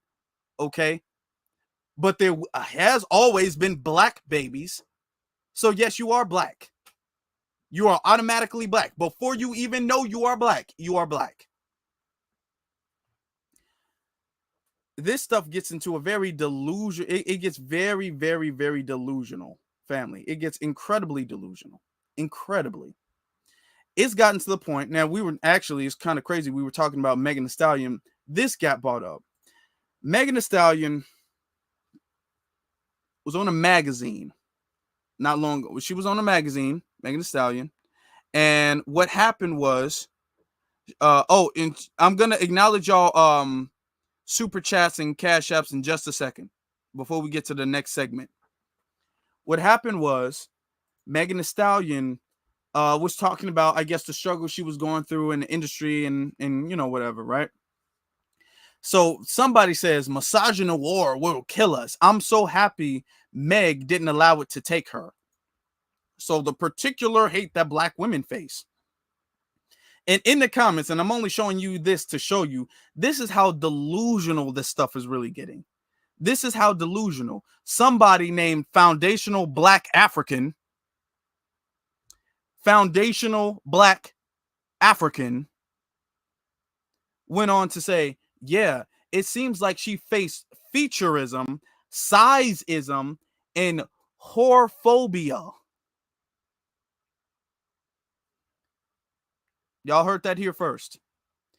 There's a thing that they're calling now. It's not just sizeism, and how Megan faced size. Oh, okay, she faced whorephobia. So y'all know now. So now there's a phobia. There's a whorephobia. Not just homophobia, transphobia. It's whorephobia now too. She faced featureism, sizeism, and whorephobia more than she did colorism. She's on the lighter side of medium tone for a fully black person. If anything, people need to stop using colorism as a catch-all for any type of looks-based misogynoir. Because a lot of people were developed or arguing if Megan fakes colorism because she's not really that dark. You know what I'm saying? So, but I just wanted you to know this is how delusional things get. What the hell is whorephobia?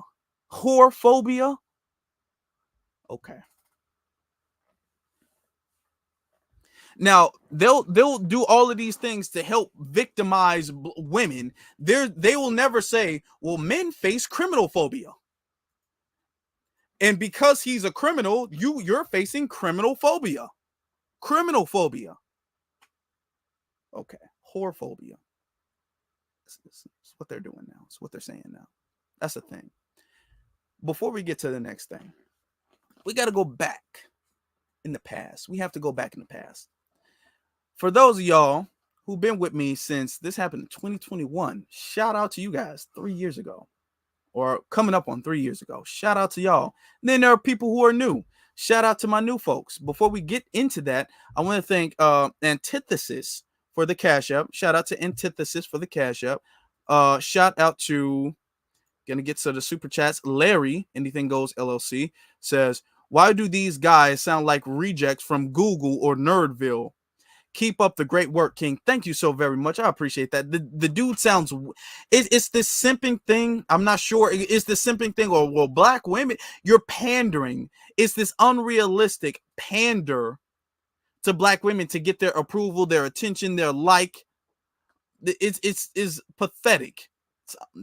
And it doesn't gain any respect among women. It really doesn't. Shout out to Tim Slick said, thank you, Afro Lee, gave a $20 super chat. Thank you so very much. I appreciate that. Then he sends another one saying, this lady was drunkenly confused and she knows it. Yeah, she was. And she looked like she might have sipped on a little something before that.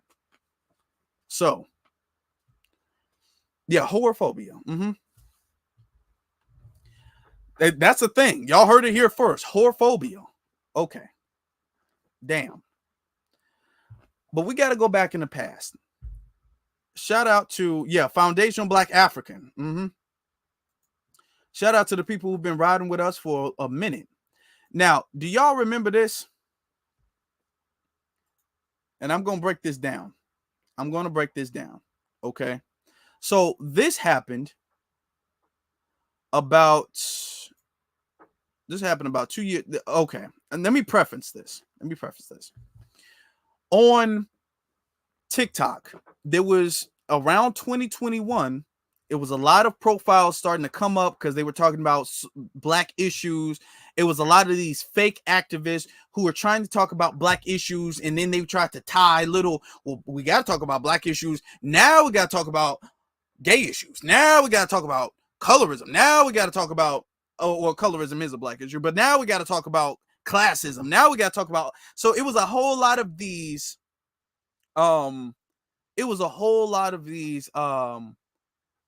fake activists that were coming up. This is one of the fake activists who is mixed, who's an anchor baby. This is an activist who was an anchor baby that came up, and I did a thing about this a couple years ago, and it went like super big, so much to the point where it was on TikTok, and then it got transferred to Twitter. Okay, so I got to preface that, and I'm going to explain it as we go along for the people who might not have been with us that long. Okay, she needed to make a whole nother profile and everything. So read thread. So this person right here, her name is Jade, made a post about her relationship, and people were going about the fact that they were friends for 7 years before their relationship, saying that her boyfriend was waiting in the friend zone. So the trend that she participated with was this. It was saying, how long have you guys known each other, or how long have you guys been friends? And then how long have you guys been in a relationship? That was the trend. Her boyfriend, she says they were friends 8 years. 8 years ago. They've been friends for 8 years, or 8 years ago, which means 7 years, and they're only in their relationship for 1 year. So that means they were friends for 7 years before they were in a relationship. And a lot of people were saying, hey, he was in the friend zone for, it was not just black folk. It was everybody. Make clowning. Some people were saying that was romantic. Other people were saying, oh, no, man, you kind of like you was simping, man. You was in the friend zone. They was joking. It was whatever. So she took it up a notch. She took it up a crazy notch. Started letting her anti-black racism out. So then going down, it says, I continue to say, now this is in September 11th, 2021. It says, despite the fact that multiple races of people joked about their relationship, not all the comments were negative either. She took a page out of the SW playbook and decided to exclusively go after straight black men by making fun of police murdering black men. Okay. Then she made this tweet. After she got on blast, she had to lock it, but it wasn't before it was screenshotted, because it was screenshotted, right? Because I was giving him that work. So she had to lock a whole page down. Okay, she says, after thousands and thousands of comments from Nick Sales, objectifying and villainizing me, I've come to the conclusion that I no longer have the capacity to have empathy for cis straight black men. Good luck with your endeavors as bullet bags. So, because she was online and folks was clowning about the fact that, hey, you're the dude who was into you, he was in the friend zone for a long time. It was multiple races of men who were making that joke. And then she said, I have no longer the capacity for cis straight black men. Y'all bullet bags. Good luck. And then she started spilling this whole thing of, you, well, they threatened to kill me. And then I'm all like, okay, well, why don't you show proof that somebody was threatening to kill you? Nobody was threatening to do all that. Then she did the whole dramatic. She was actually crying on video. Out, bro, listen. When I told you, because I made a video, it's not on here. I made a video and I'm all like, do you know? Because this happened in 2021. George Floyd happened just the year before. And there was still protests and stuff like that going on. So we sent up there like, hey, hold on. We in a very serious situation right now. You sitting up there calling us bullet bags because folks online is trolling you. So you just gonna say I don't have any capacity for black, y'all bullet bags, and you got allegedly a black boyfriend? That's what you gonna do? So I was getting at her so much to the extent that her boyfriend, the guy in that picture, he started making videos about me. And we was going back and forth and back. When I tell y'all ain't got to ask somebody. For the people who are new, y'all got to ask somebody. I've been like this. I've been straightening folks out. I've been on business. I've been standing on business since 2011.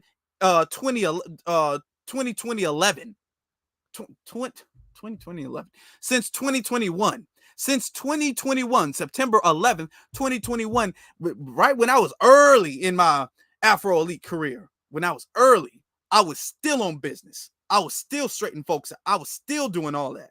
I was still on that. Okay. I always been on that. Okay. And her whole little activism, because she was trying to come up like she was some type of activist, that really got shut down. Let me tell you something. I'll be retiring these activists. And if you know, you know. I be putting these quote unquote activists, I be putting them into retirement. They better not cross me. They better not cross me. Ask her, she knows. Because she got me blocked on all these social media apps. So she knows. Her and her little moist boyfriend. But let's continue. Okay. Let's continue. Yeah, you better ask a friend. Afro Elite been on that.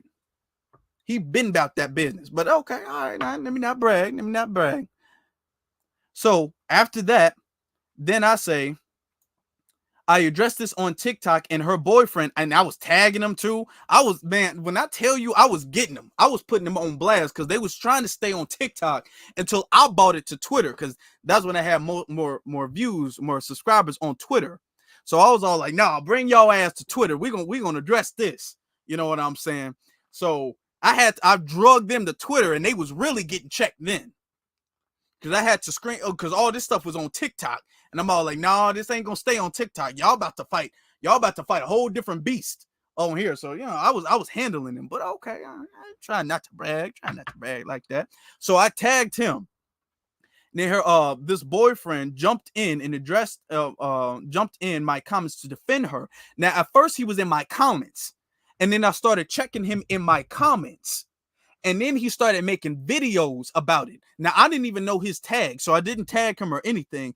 It just got so big, he noticed it. And then he jumped in my comments. Out of there was hundreds of videos about it. But mine was so big, he jumped in mine specifically. And then we was going back at it. Then he started to comment on it, right? So then I said, I told him to address her. I don't think I meant that. Her girlfriend mocking. I could have meant that. I don't know what I was thinking at the time. I might have meant that. I don't know. Her girlfriend mocking the murders of black men by the hands of race soldiers. And this is what he had to say about her calling black men bullet bags. So this is the video. This is the video right here, right? I would love for you to make a statement based off of what you think about her. Okay, I'm the boyfriend here. So for my 2 cents, I 100% agree with what she said. I wholeheartedly approve. Y'all deserve that shit. Just 2 main points. 1, I wish I came up with that shit myself. 2, y'all honestly deserve worse than that. Y'all lucky that's the worst thing she said. And if bullet bags really set you off that much, man, I have no clue what to tell you. I would love for you to make a statement. This man, he just went on this thing and said he agrees with his girlfriend, or the one he claims was his girlfriend, saying that bullet bags, he wishes we were called worse than a bullet bag. He says he wholeheartedly agrees and says we deserve worse because she was being trolled online. She was not being threatened. And of course, you're going to try to make it seem like I was being threatened. She was not being threatened. Nobody was trying to dox her, at least prior to her calling people bullet bags, because it wasn't that big of a deal. But then when she said bullet bags, then that's when people who wouldn't pay attention to it, then they got involved. And then this dude, whose background is still questionable, is out there talking about, man, I agree. Okay. With your girlfriend mocking the lynchings of black men. Okay. Yep. So I'm showing you this just to get you just so y'all can have a background into this lady. Just so y'all can have a proper background into this lady right here, okay? So y'all know I'm about that business. I'm about it. So this is this lady. Now, if you guys remember, was it last year? It was last year. Y'all remember the lady who allegedly got hit in the head with a brick, but it turns out she actually didn't get hit in the head with a brick? Y'all remember that lady? It turns out she actually did not get hit in the head with a brick. Okay. She made this video about it, right? Check this out. The standard for black men protecting black women is in hell at Satan's gooch. Yet black men expect the unwavering support and protection of black women, when in reality, we really need protection from y'all 9 times out of 10. It's not enough that the world hates us. Black men then have to join the world and make us the group most likely to experience domestic violence, most likely to be killed by a man, most likely to experience sexual assault and rape. Y'all get mad at us for not spreading awareness about black men. Now, here's the thing. When it comes to DV and all of these things, when it comes to those things, and I don't have the statistic to verify this. I don't. I'm going to say this. I'm going to be very clear with this. I don't think that black women face a higher rate. I think it's reported at a higher rate. I think it is reported at a higher rate. I think all of these other communities, they don't report it nearly as often as it happens to them. I think black women are more likely to report that than other women are collectively. So when you look at the numbers, it looks like it's happening more to black women. Now, I don't have any statistic to verify this, so this is just a theory that I have based off of their history. Based off the fact that the wife beater is named the shirt, the wife beater is named that off of white men beating their wives. When you look at all these foreign countries, they be beating their wives up and down the streets in public in broad daylight. So you mean to tell me when it comes to America, they tone it down and it's black men who are worse? And I'm not justifying any black men who are doing that. Yes, she was referring to Brickgate. She was referring to the woman who claimed she got hit in the head with a brick, which it turned out to be a lie. It turned out that woman was never hit in the head with a brick. It wasn't no stranger trying to get her number. It turned out all of that was a lie and a scam. Okay. And now she's facing charges for that. But boy, did people jump out the window to blame black men at the time. Okay. I just think it's just how you reported in the black community. Now, I don't have the proof to that, but that's what that is what I believe based off that. All right. Now, she's going on about how black men are not protecting black women, right? Most likely to be killed by a man, most likely to experience sexual assault and rape. Y'all get mad at us for not spreading awareness about black men's mental health or advocating for it or creating safe spaces. Yet y'all don't even do it yourselves. Not to mention it's been black women and black queer people who have been providing a safe space for the entire black community. It's been black women and black queer people who've been providing a safe space for the whole black community. These people literally, and this goes into the bad guy is the black man. They turn misogynoir into really the bad guy is the black man. And I'm showing you this to show you it's been this thing since stemming from 2008. It's been this thing. It's been this problem. It's been this way. Where the real bad guy is really the black men. That's really who's the bad guy in this, to be very honest with you. That's really who it is. It's been black women and then gay black men who've been saving the community. How have black women and gay black men been saving the community in ways that black men have not been doing? What have they been doing that straight black men have not been doing? They can never tell you. But they'll say it. They'll say that, though. But I digress. You don't believe our pain, you actually laugh at our pain, you call us names, you disrespect us, you assault us, you're violent to us, yet you expect us to take care of and protect you. What do we need to protect black men from that we aren't already protecting ourselves from? Please. Because again. And then what? Okay. But there are things that black women need protection from that black men face too. So, like this argument doesn't stand up under scrutiny. You don't need protection from us. We need protection from you. So see what I told you, the whole misogynoir thing, it's turned into hold on, it's really the bad guy is really the black man. Then because when I handle somebody, they get handled. She has never at all, and she really has, but she has never at all been able to live down the bullet bag comment. And I'm talking about this happened in 2021. It's 2024. She's still making videos and can't live that down. Every single video she makes is, well, hold on, what about the bullet bag? What about the bullet bag? What about the bullet bag? She can't live that down. Thanks to, I ain't trying to brag. But it was also some good sisters in the community who was checking her too. Out to them. I am the one bought it to Twitter. I ain't trying to brag. A little bit. Gotta brag a little bit. Then she makes this because people are all like, oh, you're not gonna be sitting up there talking about black men are not protecting black women the way we should, and black men need to do better to black women, and black men are not doing good. And then you got this history of calling black, saying you don't have any empathy for cis straight black men, and that we can be bullet bags to you and you don't care. And she stood on that. So over and over, she's been getting dragged.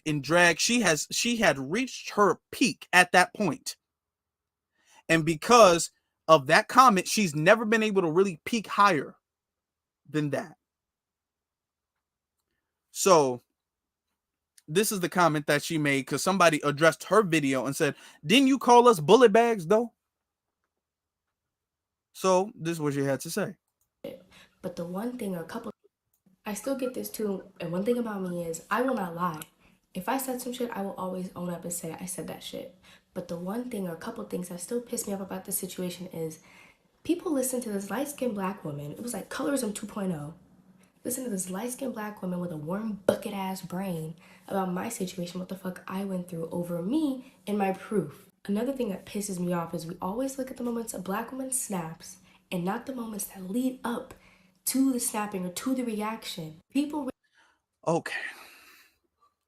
Boy, did she just dodged accountability like Neo dodging bullets in the Matrix. She's dodging accountability like she got some people saying, I know for a fact her father is Hispanic. She has a Hispanic father. Okay. And then her mother is something else. Her father is Hispanic though. So that's why she has this look of a mixed person. Because she's showing her father in the video before, her father's side of the family. Her father is a white Hispanic. So that's why she looks like that. Okay. Over me and my proof. Another thing that pisses me off is we always look at the moments a black woman snaps and not the moments that lead up to the snapping or to the reaction. People really think it was only those 4 days of mainly harassment from black men, not white men, that led me to react finally. Then y'all have no fucking idea what it's like to be a black woman, or you do and you don't care, you don't prioritize it, and you think that we should just keep it all in. Okay. Now, keep in mind, this is why, because she's sitting up there trying to defend herself. This is why I went back in the past to show you what transpired. Folks was making jokes about how she had her boyfriend waiting, or at the time, I don't know if they're together now. At the time, her boyfriend had to wait 7 years before they got into a relationship. And it was jokes coming from all types of men. Where she was like, well, it was mainly black men. Yeah, your audience is mainly black, though. Because you are trying to appeal to a black audience. Your audience is mainly black. So it would make sense that mostly black men are commenting on it. Black women were saying that was crazy too. Then you went out to sit up there and say that the murders of the lynchings of black men is okay with you. Because you snapped. No, you just told how you really felt. That's really what happened. And handle ourselves and stay strong. But let's say it was just those consecutive days, right? I got oppressors in my community harassing me, joking about sexual violence, sexual predatory behavior, referring to my underage body as objects, joking and using homophobic, queerphobic slurs, misogynistic ass slurs. I'm a used car, he was a predator, I just got caught, used carcass, all types of shit, right? She's saying all of this stuff. Now, when she was making those videos, she was not able to provide this long list of harassing and death-threatening comments. Folks was being rude. There was a couple comments where folks were being rude, but she was never able to prove any of that. Never able to prove any of those things. Joking and harassing me with comments about trauma and violence that actually happened to me, happened to other black women, happened to black queer people, right? You're using those slurs and bringing up trauma and violence, and you're not listening to, like I keep saying, that's not what happened, but okay. Please don't say that. That's not true. That's homophobic. That's misogynistic. That's sexist. You're not listening to this person being nice, right? So you joke about trauma and violence that happens to me, that happens to people who look like me, and all them people are laughing, right? Okay, let's make a joke, let's make a comment about violence that happens to you. But all of a sudden, everyone stops laughing. It's not funny no more. Not only that, it goes viral. There's outrage for that, for me bringing up your trauma and violence that happens to you. But when you're spewing all this violence and trauma that happens to me, people who look like me, no outrage, doesn't go viral. People brought up and will say, well, your comment can apply to black women and black queer people too. Hey man, nobody cared about the comments that were just attacking black women and black queer people. They only started the outrage when there was a comment that also hurt black men, because in the black community, the black trauma is always aligned with cishet black men. Was the comment harsh? Yes. Was it meant to be harsh? Yeah. Was it harsh? Yes. Okay. She called it harsh. Yes, like that's just the honest truth. Would I have done it the exact same way? Probably not. But do I regret it? No. Because this was a moment where a group of people who have been the main source of violence I have received my entire life was now giving me that same type of violence and harassment in droves. And in the moment, I reacted. And I reacted in a way that I felt to protect myself. You reacted in a way that you felt needed to protect yourself. And I wanted to show you guys that, because this is the mindset that stems from this dark black feminist mindset. This is what happens. Because it starts off, well, yeah, we have misrepresentation with the media. And I wanted you guys to follow through the whole thing. It starts off with, well, yeah, we have misrepresentation with the media, and black women are not being portrayed fairly, and black women face different types of racism. Okay, your racism is different. It's not more. It's a slightly different version at times. But then black men have different versions at times. It's not more. You don't face any more oppression, but you face different. Like if you want to talk about maternity, of course, yeah. Okay, fine. Then you saw this shift of now, leading up to this lady, you saw the shift of now, really the bad guys are black men. Black men are really the bad guys when you think about it. So it started to progress, in the dominant society knew when they planted this seed in the community that it's going to start confusion and then division. Because the confusion comes before the division. It's going to start that. And they knew that. They were very aware of that. Okay? So this is why they did what they did. This is why they said what they had said. Because of these things. Because they knew for a fact that it was going to start confusion. They knew that. So now it's the thing of now black men, just in general, cis het straight black men, which is black men who are born a male and identify as a male. That's what being cis het is, whatever. Now, when the white dudes is doing something, you don't see this level of anger, and they knew it was going to be there.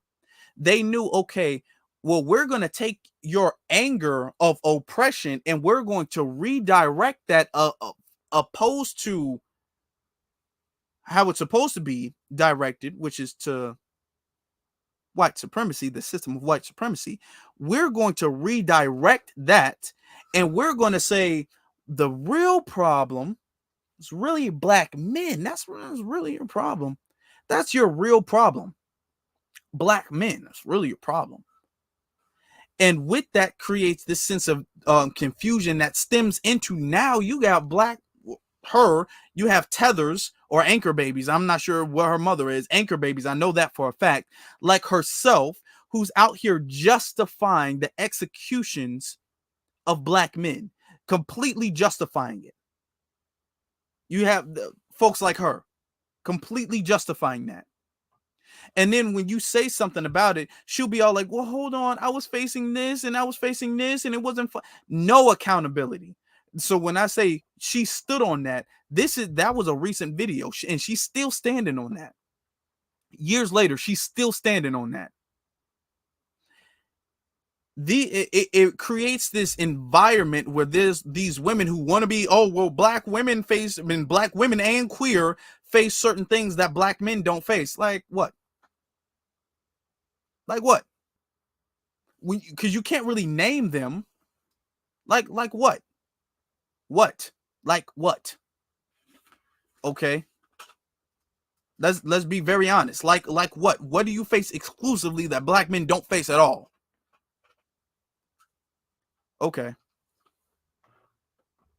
Like what? And then when you actually look at it, and this is why it's important to understand the system of white supremacy, because when you look at it, a system of oppression, it's always going to target the male before the female. If you're in an invading army, you're going to want to get rid of the men in the nation, in the community, in the village before you get rid of the women. If you're an oppressive, invading, conquering army, and you're going to conquer this land and enslave its people, it does not make any iota of sense whatsoever to say we're conquering these groups of people. Let's conquer the women more than we conquer the men. That doesn't make any sense. And it's never happened in history before at all. It's never happened and it never will happen. Ever. It never will happen. Because That's not how a system of oppression works. A system of oppression cannot live, and especially this system cannot live and be so potent, be so strong around the world if it operated through that thought process. It could not do that. That would not make sense. It would be counterproductive for you to say we're going to treat the men in a privileged way that we're not going to treat the women because we're all men. No, that doesn't make any sense. What makes sense and what history has shown is the fact that actually it's the men who will face the harsher oppression, and men who will face the harsher realities of an oppressive force than the women will, because a man is going to be the biggest threat to another man. Men are the bigger threats to men than women are to men. So it makes sense to say, well, if we don't want to be stopped, we have to get the men.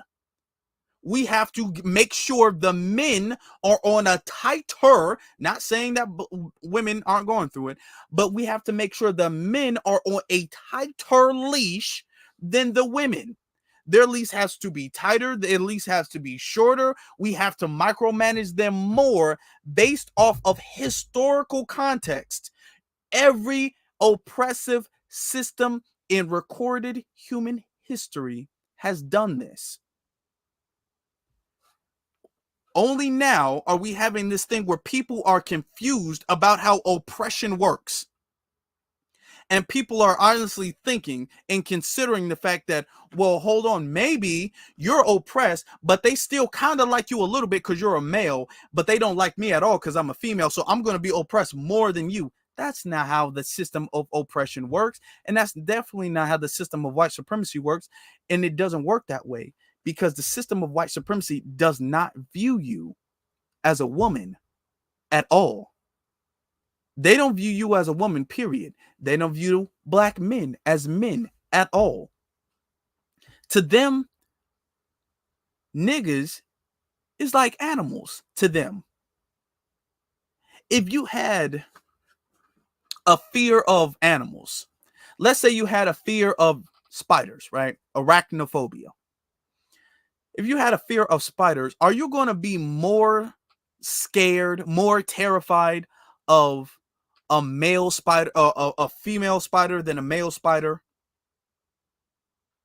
If you had a phobia, a legitimate phobia, not dislike, not kind of scared of, a legitimate phobia of snakes, are you going to be more scared?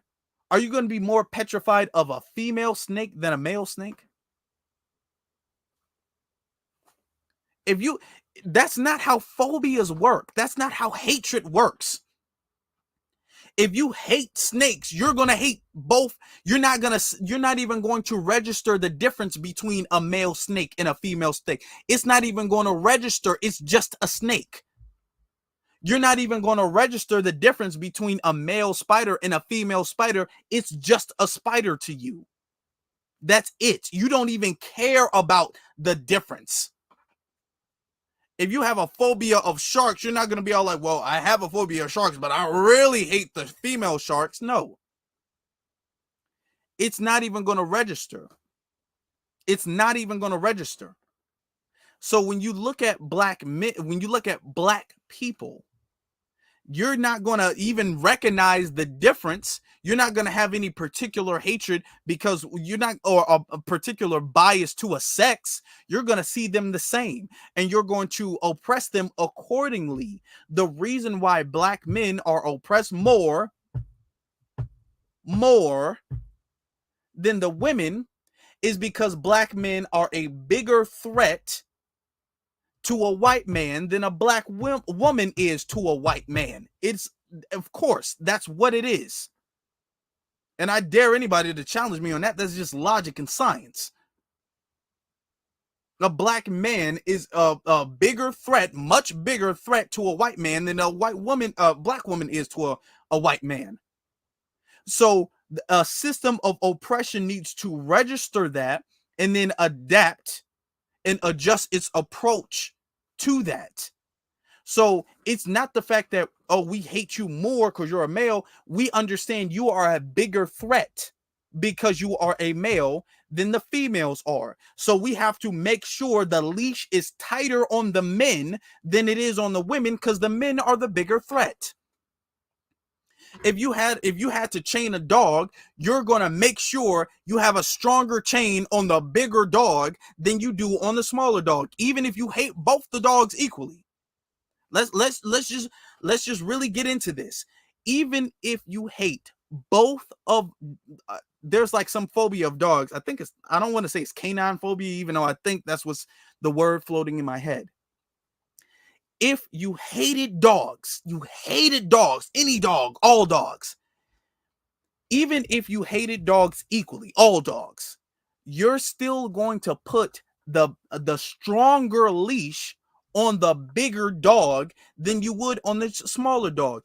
If you hated pit bulls and Rottweilers and German shepherds the same as you did a poodle, if you hated them all the same and you wanted to oppress them all the same, you would still put a stronger chain on the pit bull than you would on the poodle, even if you hate them both equally, because the pit bull is stronger. It's a more dangerous dog than the poodle is. Black men are stronger. We're more dangerous to the system than black women is. And this isn't to say that black women don't go through anything. This isn't to say that black women don't deserve their recognition, because I do it all the time. This isn't to say that, but I'm trying to explain how the system of oppression works. And what has gotten it is that you got the poodle thinking that the poodle is more oppressed than the pit bull is. That's not how that works. So now you're going to have, instead of the poodle and the pit bull teaming together to break the chains, now you're going to have it to where the poodle wants to break their own chains and not the chains of the pit bull. Now you're going to have it to where, instead of them working together to fight the oppressor, now they're going to have this infighting among each other, and the poodle's going to think the pit bull is the bad guy. That's what happens. You sow the seeds, you planted the seeds of division in the community, and now those seeds have started to spread its roots, and it started to spring up, and now you're starting to see, now there's this additional hatred of black men stemming from the engineered confusion that the dominant society had put on black women. That's what you're starting to see.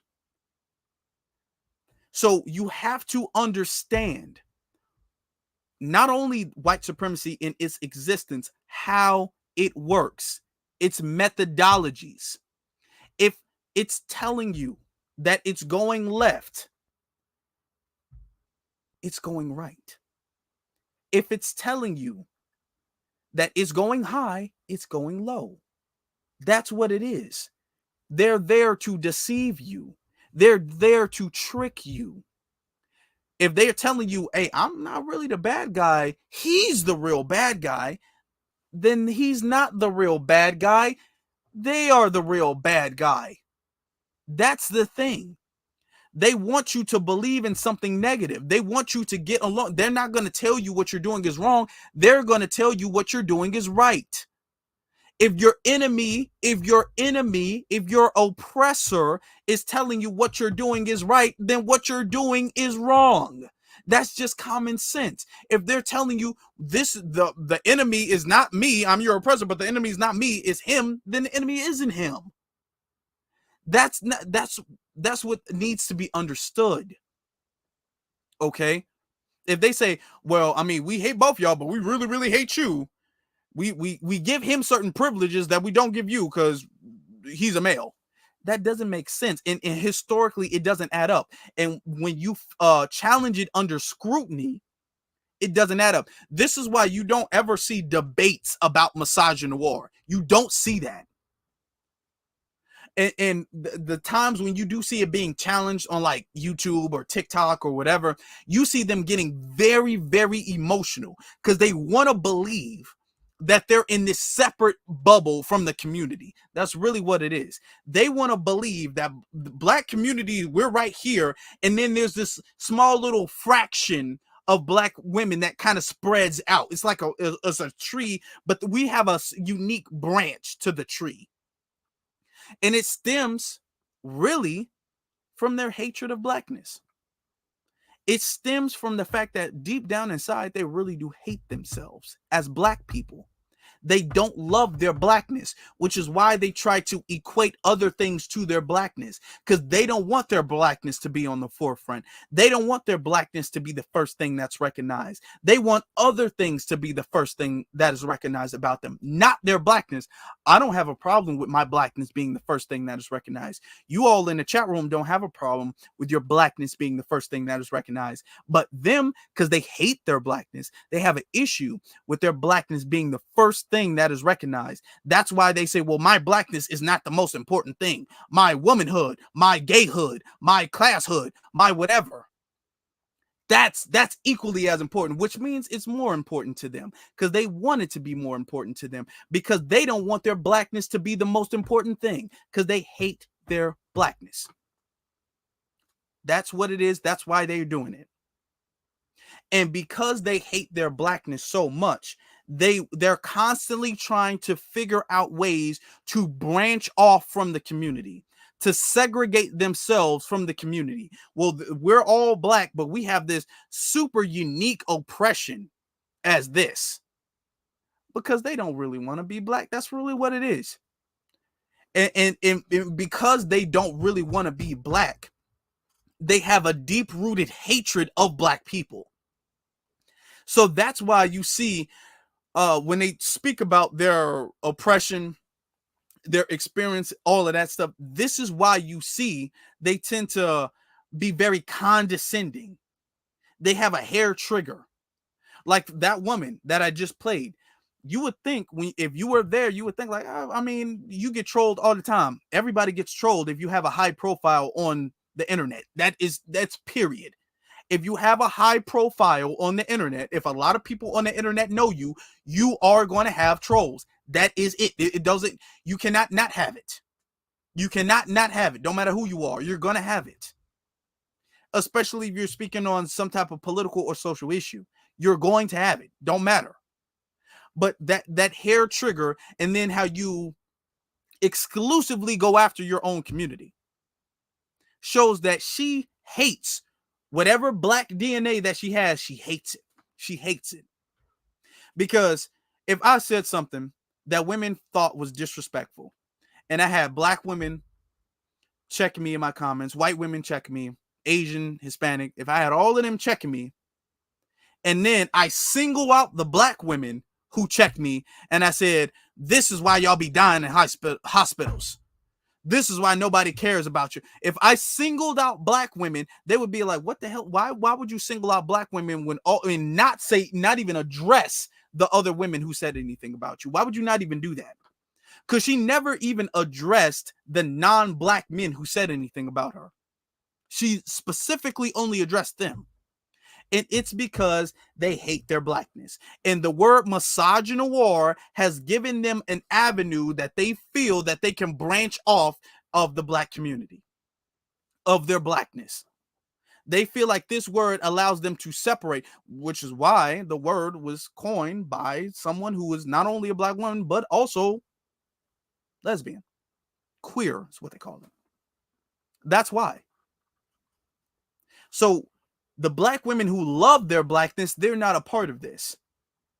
But when you see Black women saying this stuff, it's either she is incredibly confused and being manipulated, or she hates her Blackness, or both. Is one of the three things. One of the three things.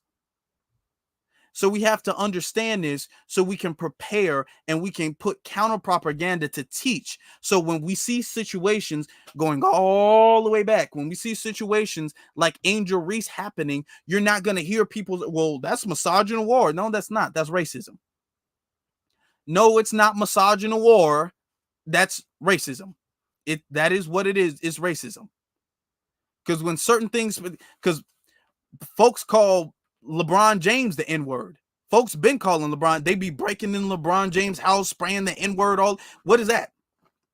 That's racism. Angel Reese is going through what she's going through because she is black, not because she is a woman, because she is black. That's why she's going through that. And I hate the fact that it's happened. That's why I've advocated and defended her. But it's because she's black. It's not because she's a woman.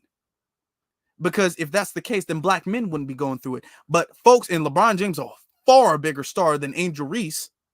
And LeBron James is still being called the N-word. LeBron James still have people breaking into his house. LeBron James is still having people say, shut up and dribble.